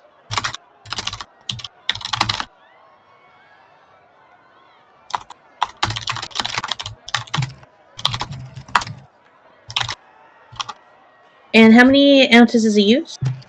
1 ounce per use. So since you have 3 uses of it.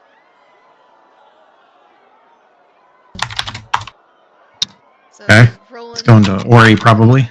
yeah, if you're rolling for damage and you roll a 1, you can use 1 ounce of it, and you can try to roll higher than a 1.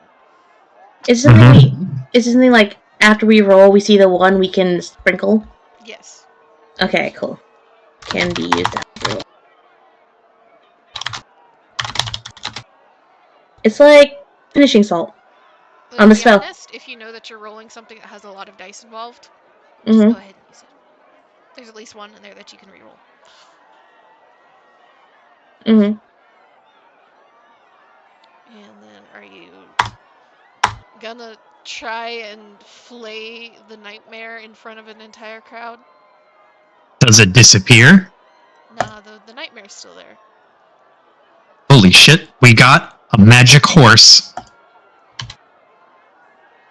Booker wants to look good for the crowd. Can we drag it away? Yeah, can we drag that to the locker room? Can we take it with us? Think of how intimidating it would be. That could be intimidating, but I also want to, like, Booker 100% is capitalizing on the fact that some of the people in the crowd got caught in the crossfire because he's just like, we're going to look like philanthropic, like, altruistic, benevolent fighters who also kick ass. We're going to look great. I don't want to ruin that if I just slaughter an animal. That's up to you. Even though it's kind of a bastard of an animal.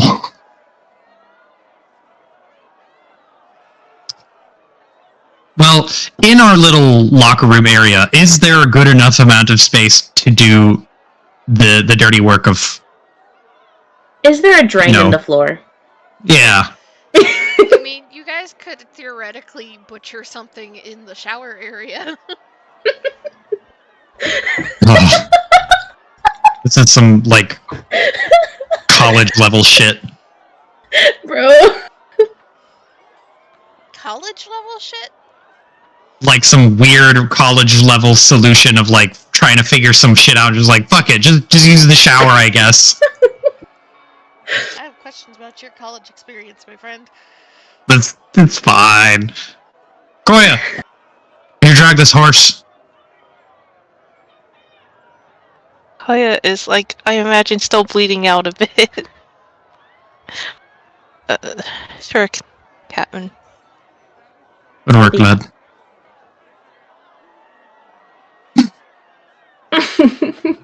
Pat Koya on the back. Still good? Still standing?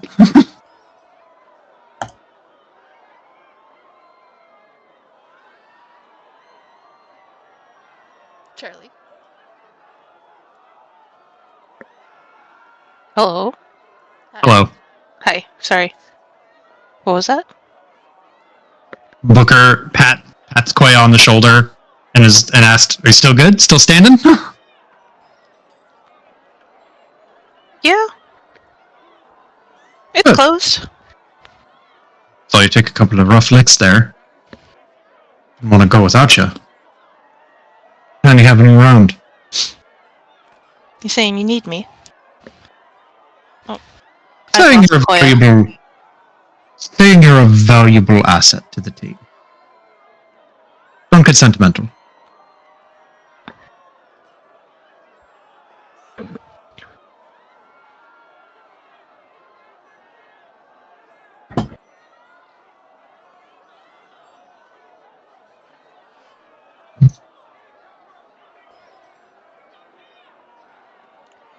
So just go ahead and have this part done. You get the nightmare to your locker room. You do feel the weight of gazes about halfway across the arena, people watching you drag this horse off. But if you're butchering it in the locker room, give me a religion roll. Religion? I am proficient in this. 17. 15, okay. Give me 2... How do I want to do this? 2d4. 2 and 4. You are able to get 1 vial of fire essence. Fire essence. glows in the dark, shedding bright light in 10-foot radius of the vial, and dim light for another 10 foot, as long as the vial is not covered. As an action, the essence can be applied to a weapon, metal, or bone, and it imbues that weapon with magical fire and light. For 1 minute, when the weapon hits its target and it will deal an additional 1d6 fire damage.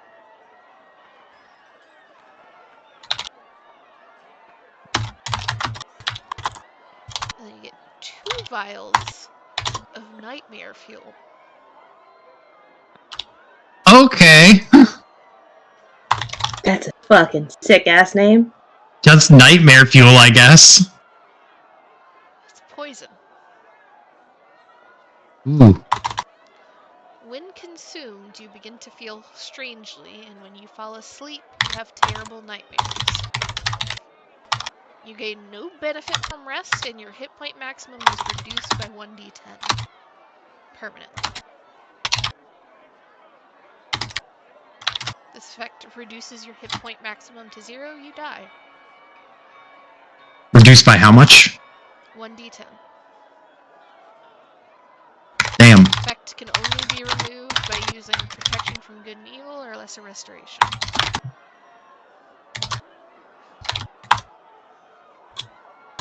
Good shit.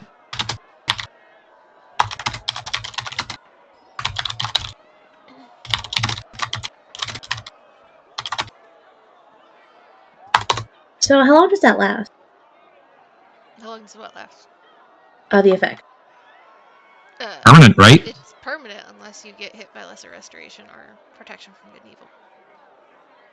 I mean, like, is it just like you drink the poison and then that night you have the nightmares, or is it for multiple nights? Next time you try to do a long rest. Okay.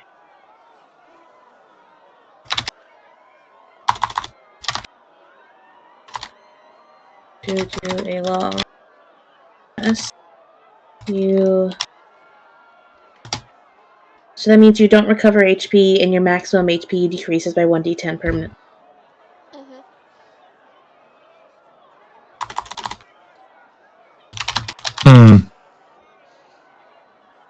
Miss God. Yes. Short rest. Let me see here. Y'all are fighting Oofed. 4. There's 4. 5 more.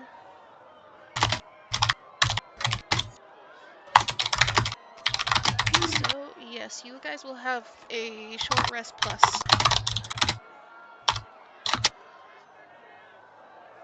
So, Is that enough time to bake a cake? Finn will probably be able to visit you, depending on what Finn decides to do. We're going to shift gears back towards Finn here, but we're going to take a quick 5-minute break. And I will be right back.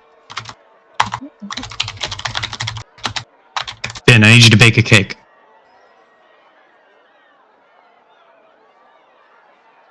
How about a shepherd's pie?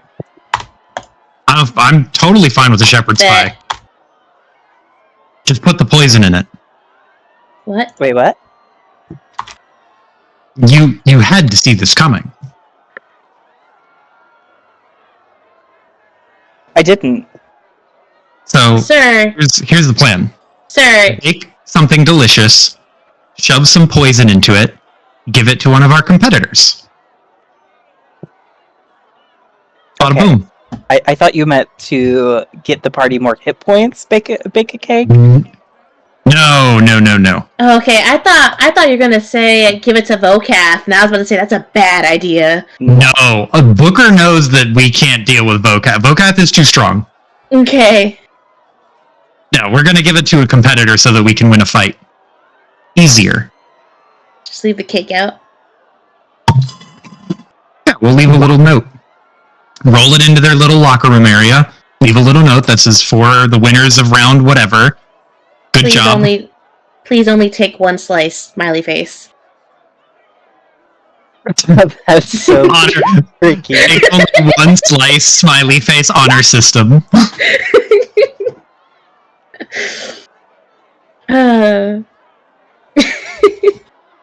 That's gonna make people take more, I think. Okay, deal, but That's not perfect. to the 3 green. Yes, we will not feed the 3 green. Deal. Unless there are 3 green fighters, in which case I'm fine with that. Okay, yes, that is allowable, but no killing. Finn No is now the killing. patron saint of 3 green. 3 green. Understood. We'll let Trixie know. But Trixie may or may not be included. Alright. It already has a god. Yeah. Well, Oh god. Clea. Claire. Alright, I'll be right back. oof. Do we get any bonuses from you, Finn, for short resting? Yes, if I'm with you, when you use 1 or more hit dice, you regain 1d8 plus, what is my wisdom modifier right now? 4? 1d8 plus 4? 1d8. I'm going to note that down. 1d8 plus 4 if with Finn. So I see Koya rolling dice. I'm going to propose to Z that we start our short rest and somewhere along the line bump into Finn and be like, Finn, thank goodness you're here. And then short rest with Finn for a majority of the time short resting. Finn has a lot to say. We want that extra D8 plus 4. We need to stretch this healing out as far as we can. Yes, conserve your hit dice.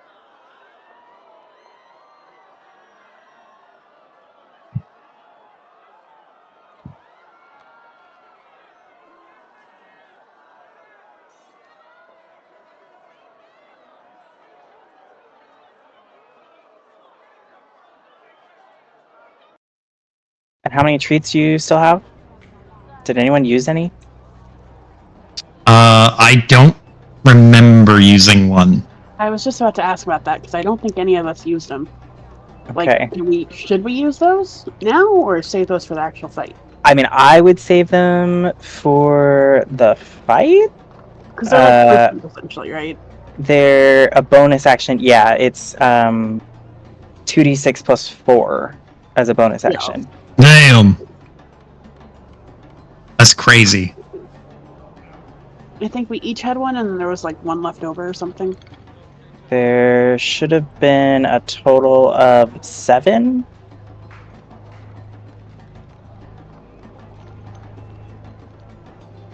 And I don't remember anyone using one. I don't think I used one. So there is still healing for the next round. Yeah.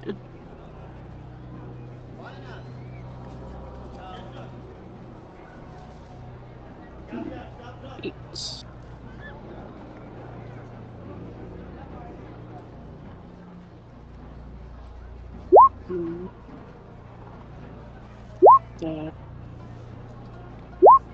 Wow.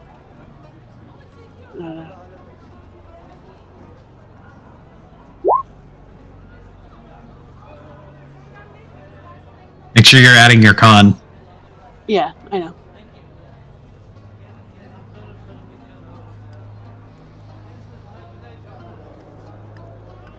$20 HP there.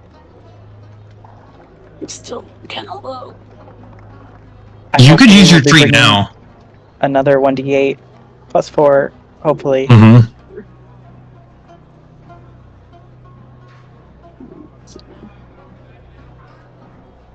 How many did I use? 4 or 5? 1, 2, 4. Okay. I do love randomly moving Finn on this map because it's like, where's Findo?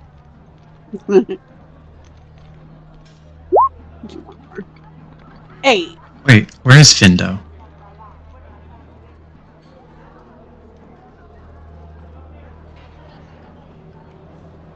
Found him. Got your ass. With the Aarakocra. Making the rounds. Oh, you were about to say making chicks. It's just like, geez, Finn, okay. The birds and the apes. Mm.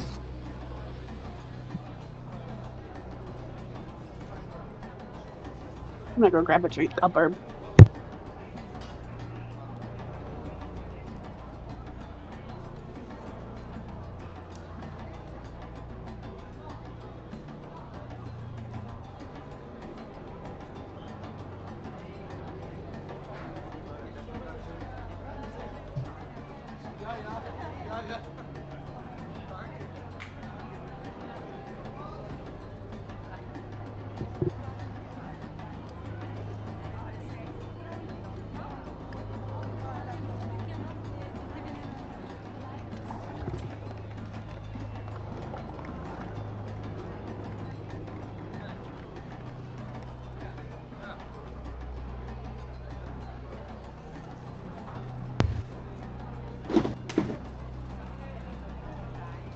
Hello. Yo. Yo.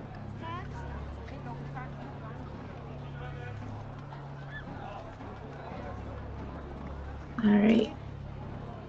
I have fungal infestation ticked off. Have magical affinity ticked off. I have one of my wild shapes ticked off.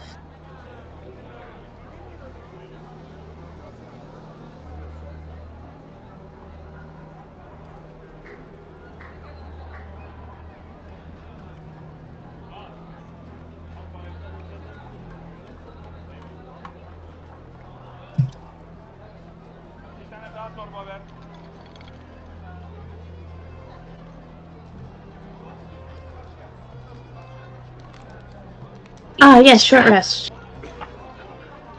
2, 3, 4. With maybe more healing incoming. Amy or Mandy, did you eat a treat last Yep, session? I still have one. No. Beautiful. Then I don't think anyone used them. So there's still I have one 7. fin stacky in my inventory. How much did they heal for? 2d6 plus 4. Okay. 2d6 plus 2d6 plus 4. I'll write that down. bonus action. And I think 2 people should have 2. Unless. Yeah, I can't remember who had 2. Yeah. Yeah, because there's Unless 1, you 2, gave 3, blast 4. them off. 1, 2, 2, 3, 6. Did we give blast them off one? I think so. Yeah, Yeah, I so one think person so. has 2. Then only one person, yeah. I would assume that Koya has 2. Koya does not Probably. have 2. Well, Koya should Uh. have 2. Okay, I'm back. Welcome Hello. back.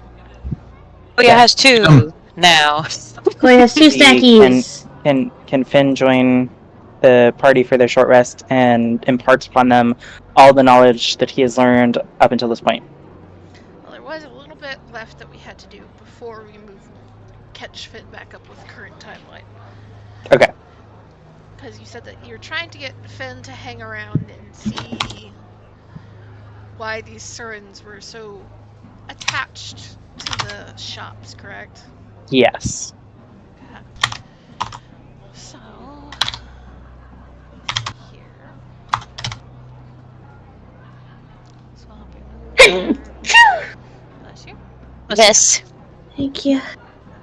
Ow, that hurt my back. Oh no. Ow. Sign of the times. No. You're too young for that. You're too young for that. No. So, you have wandered away from the dock to let this gnome start to fix the gadabout. You move towards where the Surins are hanging out under the stands in some of the shops.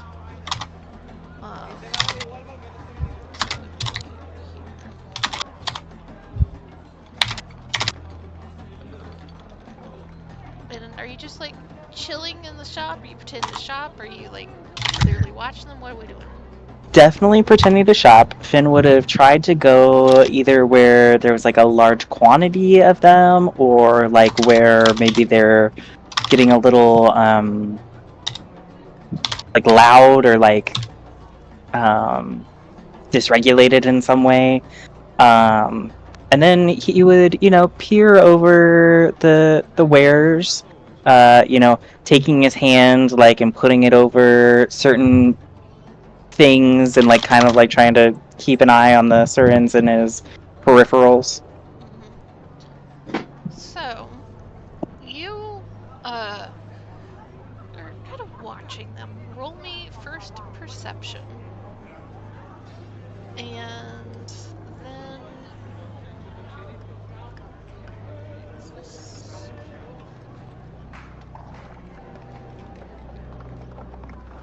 good?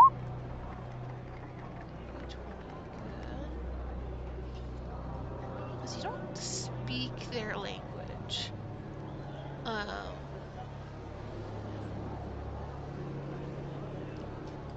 You can try a history or an insight. We are definitely going with an insight. Oof. Okay. So you're kind of hanging around, and you notice very quickly that, unlike the three Kreen who were kind of seeming to gather near the food stalls, and just swarm those, there's a few that go to where the food is, but there's not an overtly large amount of interest from the Surins in food.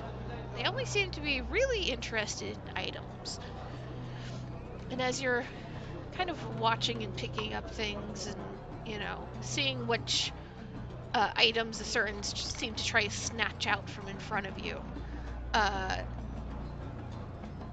you realize that they seem to be in particular interested with items that have some sort of enchantment or magical property to them, even minor. They pick up clothing and genuinely useful items, but as soon as they realize that there's not an enchantment, that there's not magic tied into the item, they put them back.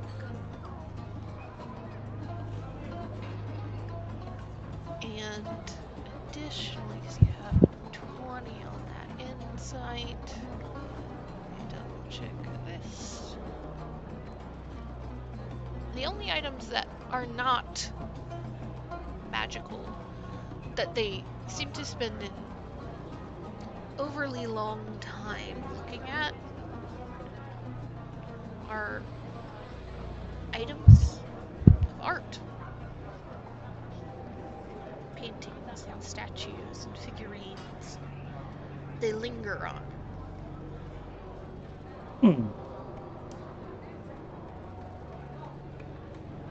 Would it be so when you say like linger on, are they looking at it in a or could Finn tell if they're looking at it in a sense of like trying to make sense of it, or admiration, or Seems to be admiration for the most part. okay, they like pretty thing. They like magic thing, they like pretty thing.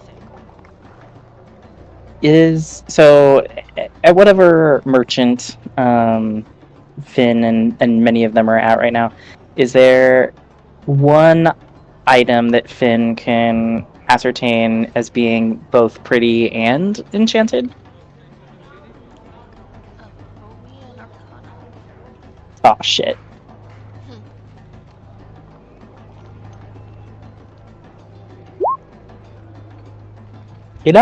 I'll take it. It's not the worst, not the worst. Let me see here.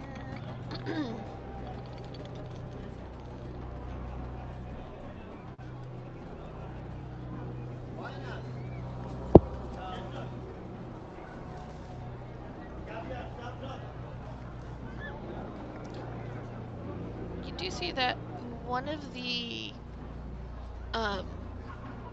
kind of blah blah blah blah. Hold on. Let me reestablish English. Do you see behind the counter? There's a couple servants that'll go up to the counter and kind of talk with the person, the attendant standing there. Go back and forth, and they'll wander off, and then a few minutes later another one will come over, and they'll talk and go back and forth, and they seem to be talking about what looks to be a small display of jewelry and rings that are held behind the counter, and you do see in like one of the several languages kind of listed above it that those are enchanted jewelry. And in addition,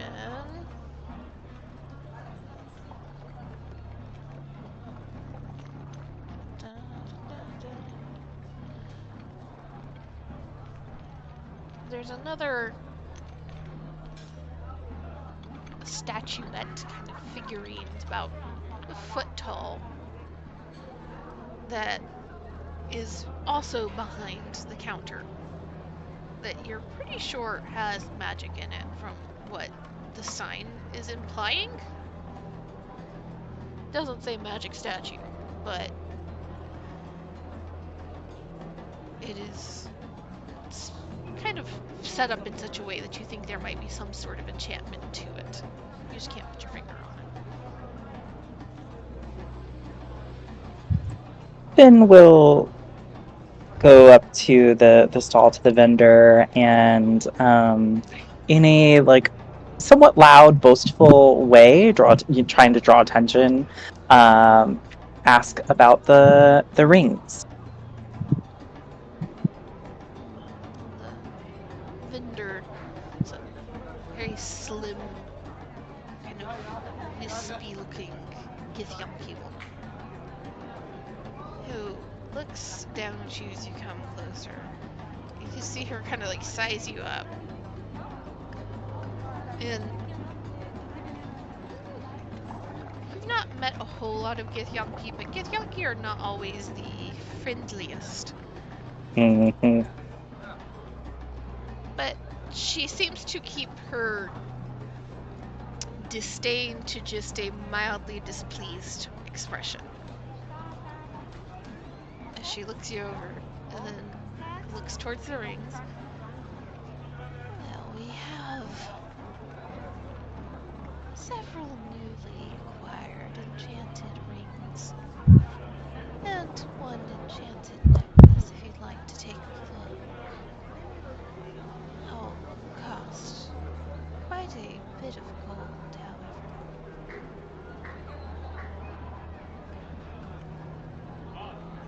Gold is no issue. I assume Finn would have something like this, like one of those what, like, oh crap, what is the word? Not a magnifying glass, but like the thing that A like. loop? That sounds right, and I trust you knowing exactly what I'm talking about. Like a little like telescope that like looks at small rocks and things. Yeah, the it's a jeweler's loop. the eyepiece. Yes, that. Yeah, it's called a jeweler's loop. Thank you, Amy. No I thought you problem. said bloop. Here to provide random facts. So, roll me a d8. Okay. Okay.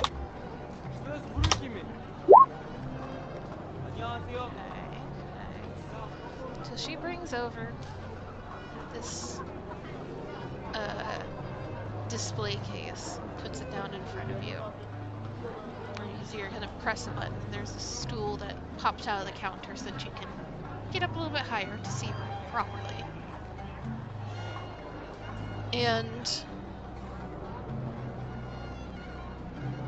you start to examine the various pieces. First one you pick up is the necklace she mentioned. And it is enchanted with some sort of escape magic. In fact, it's labeled as a necklace of swift escape.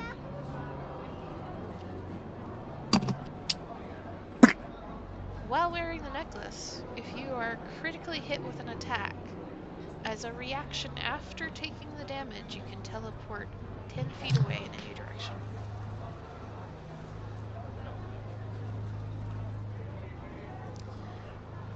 As far as the rings go, there's 3 rings that seem to have just been enchanted to essentially never go dirty, never go blemished or dull.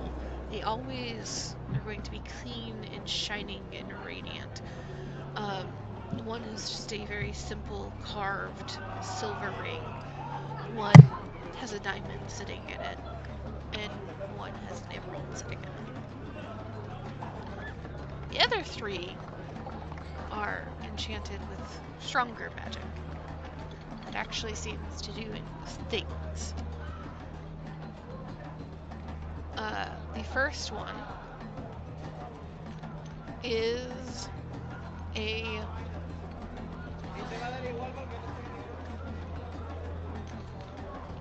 this list.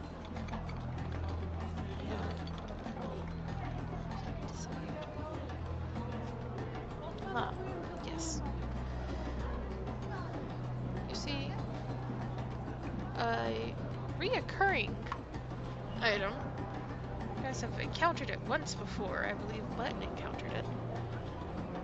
Find a ring that is flecked with diamond dust, carved with images of an owl. It is the ring of the beast owl. While wearing this ring, you can polymorph into that creature pictured on the ring. Same as the rules of the spell, except that you retain your original form's intelligence and wisdom scores. You can't use it again until after a long or short rest. This essentially gives you free use of polymorph into owl for the wearer. Next ring is encrusted with rubies. It's labeled as the Ring of the Fire Eater. While wearing this one, you can use your reaction when you would take fire damage. The ring swallows the fire and prevents you from taking that damage. And effectively, it has 30 hit points, so it can absorb up to 30 points of fire damage. And then does it break? It has to take a week to discharge the heat. Mm. I mean, Is keep it in warm during that mind, week? it vary. It's like holding a coal in your hand. Oh. Yeah. Literally is smoking and hot like a coal until it fully discharges all of the heat. At the end of the week, it regains all of those quote-unquote hit points and can once again absorb fire damage.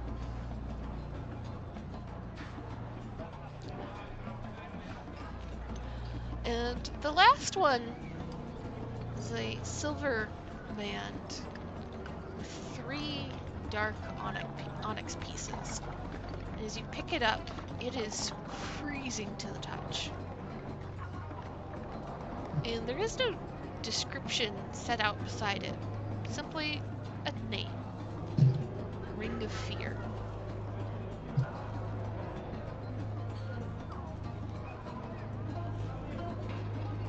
And how much is this necklace gonna cost me? Necklace. Take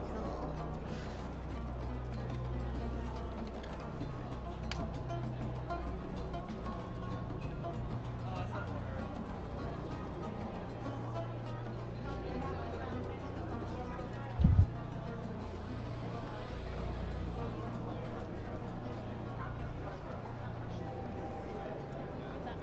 I gotta make this fucking sticky. It's so hard to get to.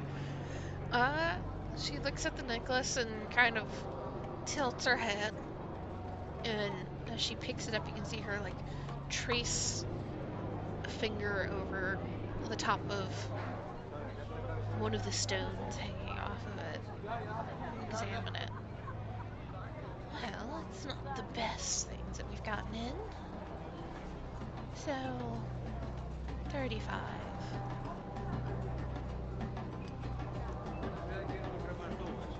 That's already a steal for the enchantment alone.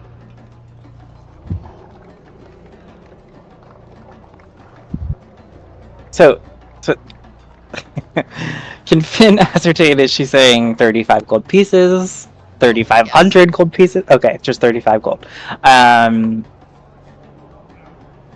uh, Finn will look a little closer, like try to lean up against the stall with the uh, magnifying glass loop thing. Um, hmm, I think I could do it for 35. 32. She starts to put it back in the box. Look, what are the Surins doing right now? There's like two or three of them that are like not close to you, but are very clearly kind of loitering, watching this interaction. But they don't seem like, are they like invested in the interaction, or more just like kind of like waiting for me to leave so that they can do some of the same stuff? They seem to be invested. Hmm. They found a show to watch.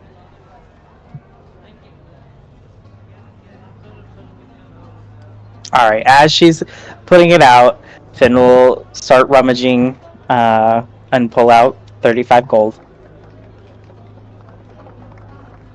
You place the You 35 gold on the counter, and she smiles, and will hand the necklace over. It's rather a well-made piece, all things considered, though. If you're out here and not in the arena, I'm not sure what you'd use it for.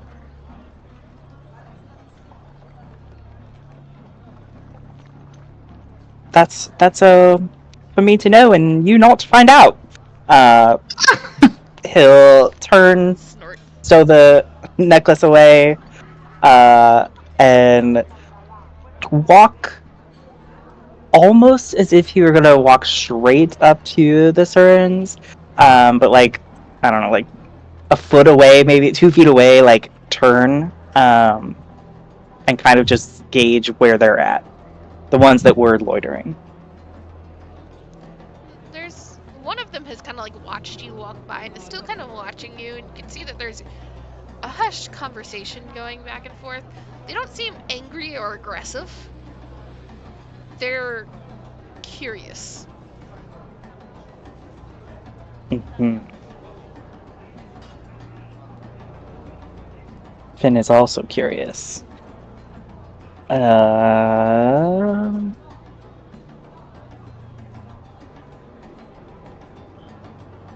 Finn will pretend to like leave or go over to the next stall and see what's there, but like keep an eye on that group. None of them follow you. That's what you're concerned about. But there Mm-mm. was, No, I'm more concerned about what their real interest is. they go back to shopping once you're gone. You like leave, go to another stall, and like walk back past it. They're going back to shopping, and now there seems to be some sort of 3 or maybe 4-way negotiation happening about the figurine. And in all of this time that Finn's kind of been watching, looking at them, have any of the Surins purchased stuff, or has it mostly been? A few of them. Mm-hmm. And of the things that they purchased, have they purchased just like enchanted objects and like art type? Pretty much. You assume that like a few of the things that they purchased were like they needed a replacement of this or that, Mm-hmm. but by far it is enchanted items and things that look pretty. Interesting.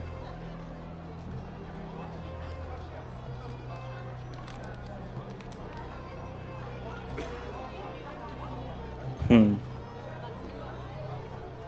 Right about now would be the time that Lady Luck's fight is being announced. Okay. Well, if Finn went to watch that, then Finn went to watch that. So you went watch the Lady Luck. Watch that chaos.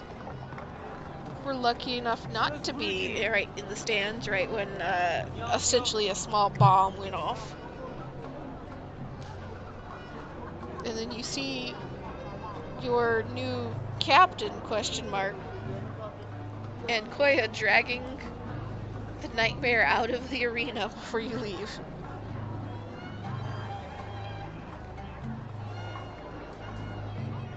Are you going down to meet them? Yes, 100%. Okay. I have gifts, knowledge, and food. You can acquire a Mikan, a Crux, and a Jadali to bring with you. So that everybody is once again grouped up together in the locker rooms under the stadium. It does take a few minutes for Finn to get there, as there is some negotiation that has to happen with the guard of like, yes, I belong to this crew. No, I am not fighting with them, but yes, I am allowed to go talk to them. Eventually they do let you pass.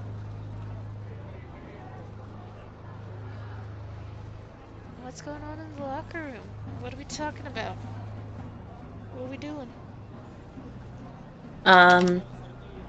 We are resting. Button is horizontal on the floor. Laid out. That is what they're doing. Well, as soon as Finn arrives, Finn's gonna get out his cauldron and start making some food for the short rest. So can I use my short rest ability? Yes. Okay, so then I'll roll. Hey. Oh, that's sad. Oh, wait. No, I don't think it works. Lucky doesn't work on all ones, it's right? It's only ability checks. Yeah. D20s. Mhm. Okay. So sadly, that is an additional 5 hit points to anyone that uses a hit dice over the short rest. That But brings you up to because I used my Cauldron of the Fire Eater, everyone now has resistance to fire damage for 6 hours. Ooh. Ooh. Enjoy. While Finn is also passing out the food, he will bring out the spine, the necklace, and I think that was it. I forget what the spine does. You take 7 points of damage to get a bonus to strength. I can resend it. Here you go. Thank you. I also kept track of all the magic rings. If we want to revisit that. Carrying capacity is doubled. You can grapple creatures 2 sizes larger. Oh, okay. So do we want to give this to Koya? Koya or Trixie, I think, would benefit the most. Yeah. Which one of you wants to wrestle? Yeah, whichever one of you wants to do some wrestling.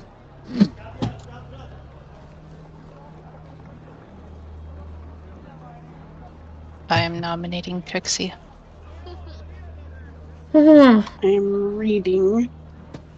So it gives bonus to grappling, you said? Yep, and it lets you grapple bigger, and it lets you grapple better. An advantage on strength checks and saving throws.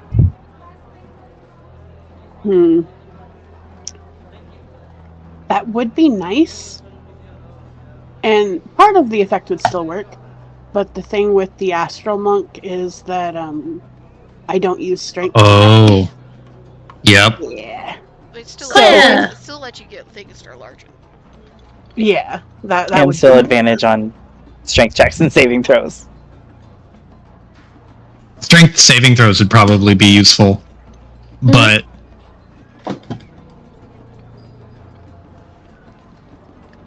Koya could grapple something really big. I am Fucking really big. huge. Grapple a kaiju.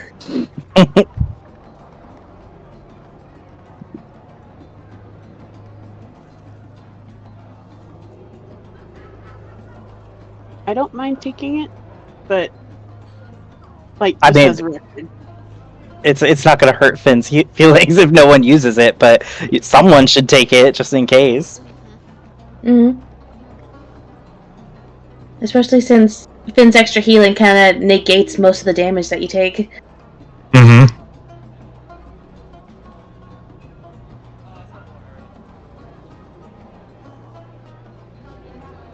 Do you want it, Charlie?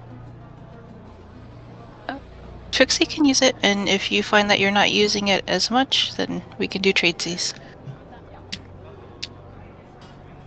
Just disinfect it in between. And then there's a necklace. Anti-crit. Well, not anti-crit. Well, not anti-crit. Response. Nothing personnel. Sorry, not No nothing crit. personnel. It's it that was personnel. Wow, don't touch me. So, everybody being able. First, we're going to deal with the hit points real Mhm. fast. Mhm. How's everybody looking on their hit points after they have rolled hit dice that they are willing to take? Full of. I am at 72 of 83. I'm satisfied with that. 55 Of 61. Let's see here. 64 of 64.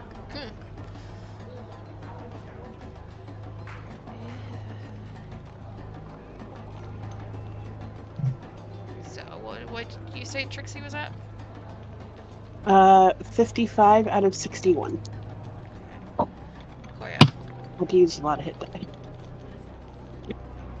I was looking to avoid this. 46 out of 70. Okay. What are Yikes. we hoping to avoid this? Oof. Micken is there. And Micken has a spell. A singular spell. He sees that Koya is looking kind of rough, even with the resting. And so he is going to use a healing balance, which sacrifices some of his hit die to heal you instead. Ooh, Ooh. Megan, Micken, don't faint. the boy. The boy. Let's see here. He'll use.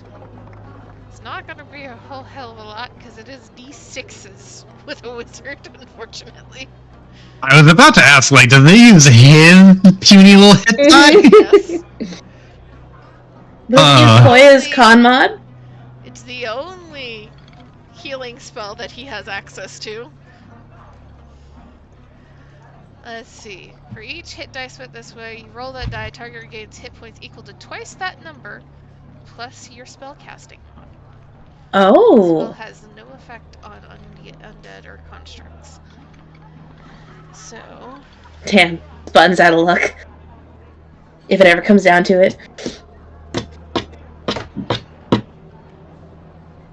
6.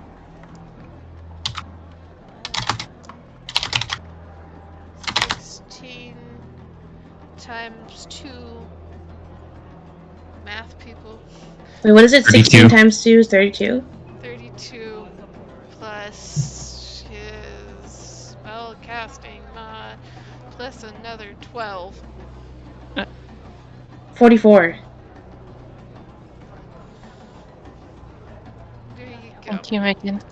How many hit die did he Holy use? shit. 3. Three? You see, he's a level 7 wizard, so he has 7. And he just Okay. looks over at Koya and walks over. And he doesn't ask you any questions, Koya. He just He doesn't takes ask either. one of your hands and he starts to trace symbols into it. And you can see the symbols glowing on the back of his hand as he is doing so. And you just start to feel just a rush of energy. And the aches and pains start to go away. But as soon as the magic fades, you see the symbols where he's holding your hand fade. He just kind of sinks down, crisscross on the floor. And he looks kind of gaunt, kind of not great. But he doesn't say anything. He needs a nap.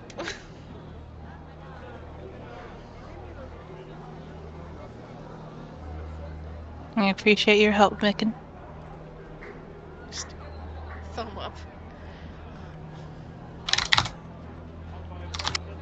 Coil will make sure that the others aren't looking before shoving one of Finn's pastries into his hand. Micken looks at it and then shakes his head. I'm good. I'm good. We'll take a nap while you guys fight next time.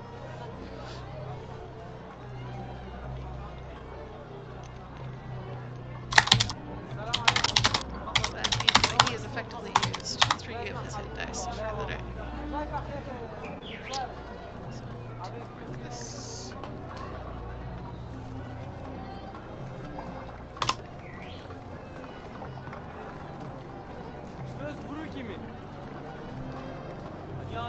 And then I will, if you can make an end of session note, Amy. Hold. Get this out.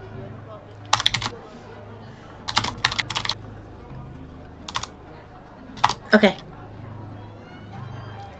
It's one of the only things he can do for you guys that will benefit you in a fight after you guys leave. It's right before you guys go to your next fight. He'll hang around the locker room with him until then. And okay.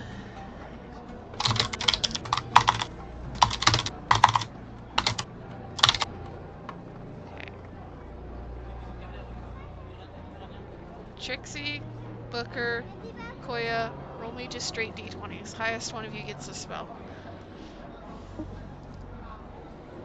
I'm gonna roll it in this thing. 4. Damn it. Wow. Trixie, Koya, Trixie. roll again. Trixie! Trixie, you get Intellect Fortress.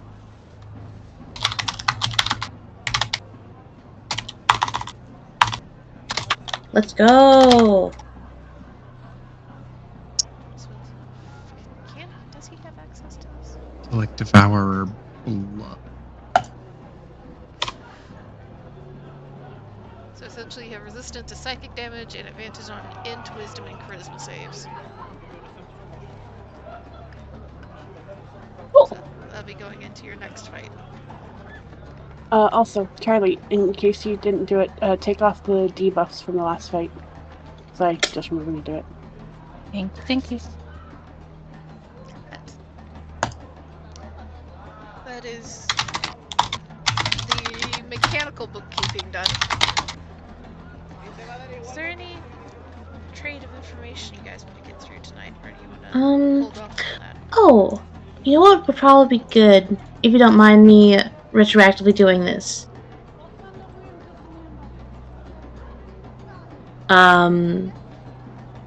For during the short rest, if Button can cast Aid. That would help, yes. Mm-hmm. If you want to use a spell slot, because that will caution you. Mm-hmm.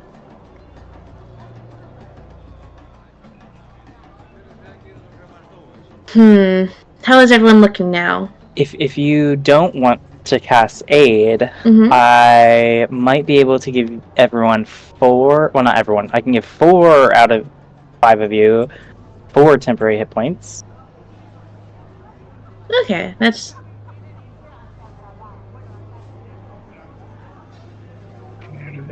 pretty good. Is anyone currently frightened, paralyzed, poisoned, or blinded? No. No. No. Okay. Thank God. So I can do it now, or I could do it later and remove one of those 4 effects. Up to you. I just remembered that I had it. Say wait. Okay. Both of you. For both? Okay. Yeah. I mean, is Finn gonna be here next time we need to rest? If we can? I mean, It's- ideally, but Okay. Finn is gonna leave our favorite music playing in the locker room. Leave water for us. Leave some snackies. Get the good luck incense burning. Mm-hmm. And also put in the end of session notes so we don't forget. Party has resistance to fire damage for the next 6 hours. So you should have ideally fire damage through the rest of the, or resistance to fire through the rest of the turn. yay! Just tornamente. And if Micken is around, he can recast Intellect Fortress on other people as needed. He can just, and he can't do one casting, or he can get 2 people. But only once. So he's hedging his bets right now. What is Intellect Fortress do again? What does it give advantage on? Your soft stats, soft stat saves, and resistance to force. Got it.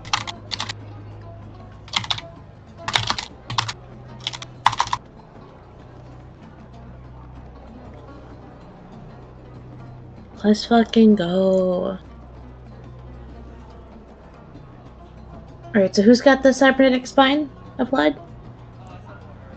Trixie has it. I don't think she's put it on as of yet. We can't attune, right?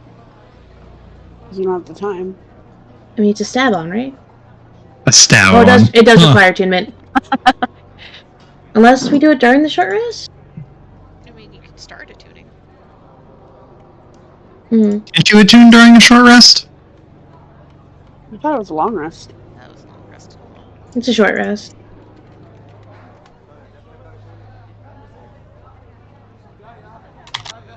Spend a short rest.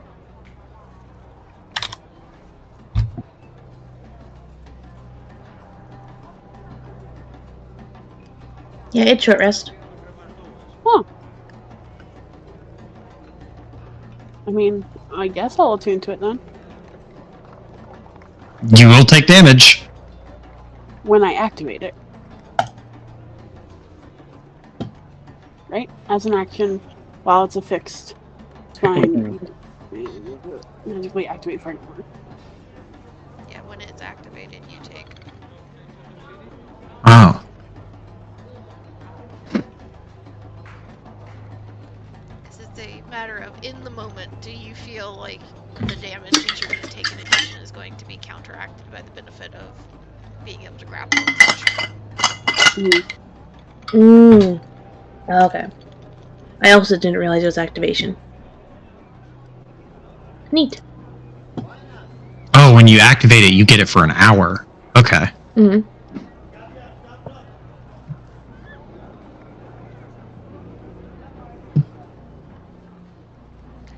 think because we got lost in the sauce of mechanics, I'll end it here. Pick up next time for any conversations that you guys want to have in character about trading of information. And then we will roll into the next fight.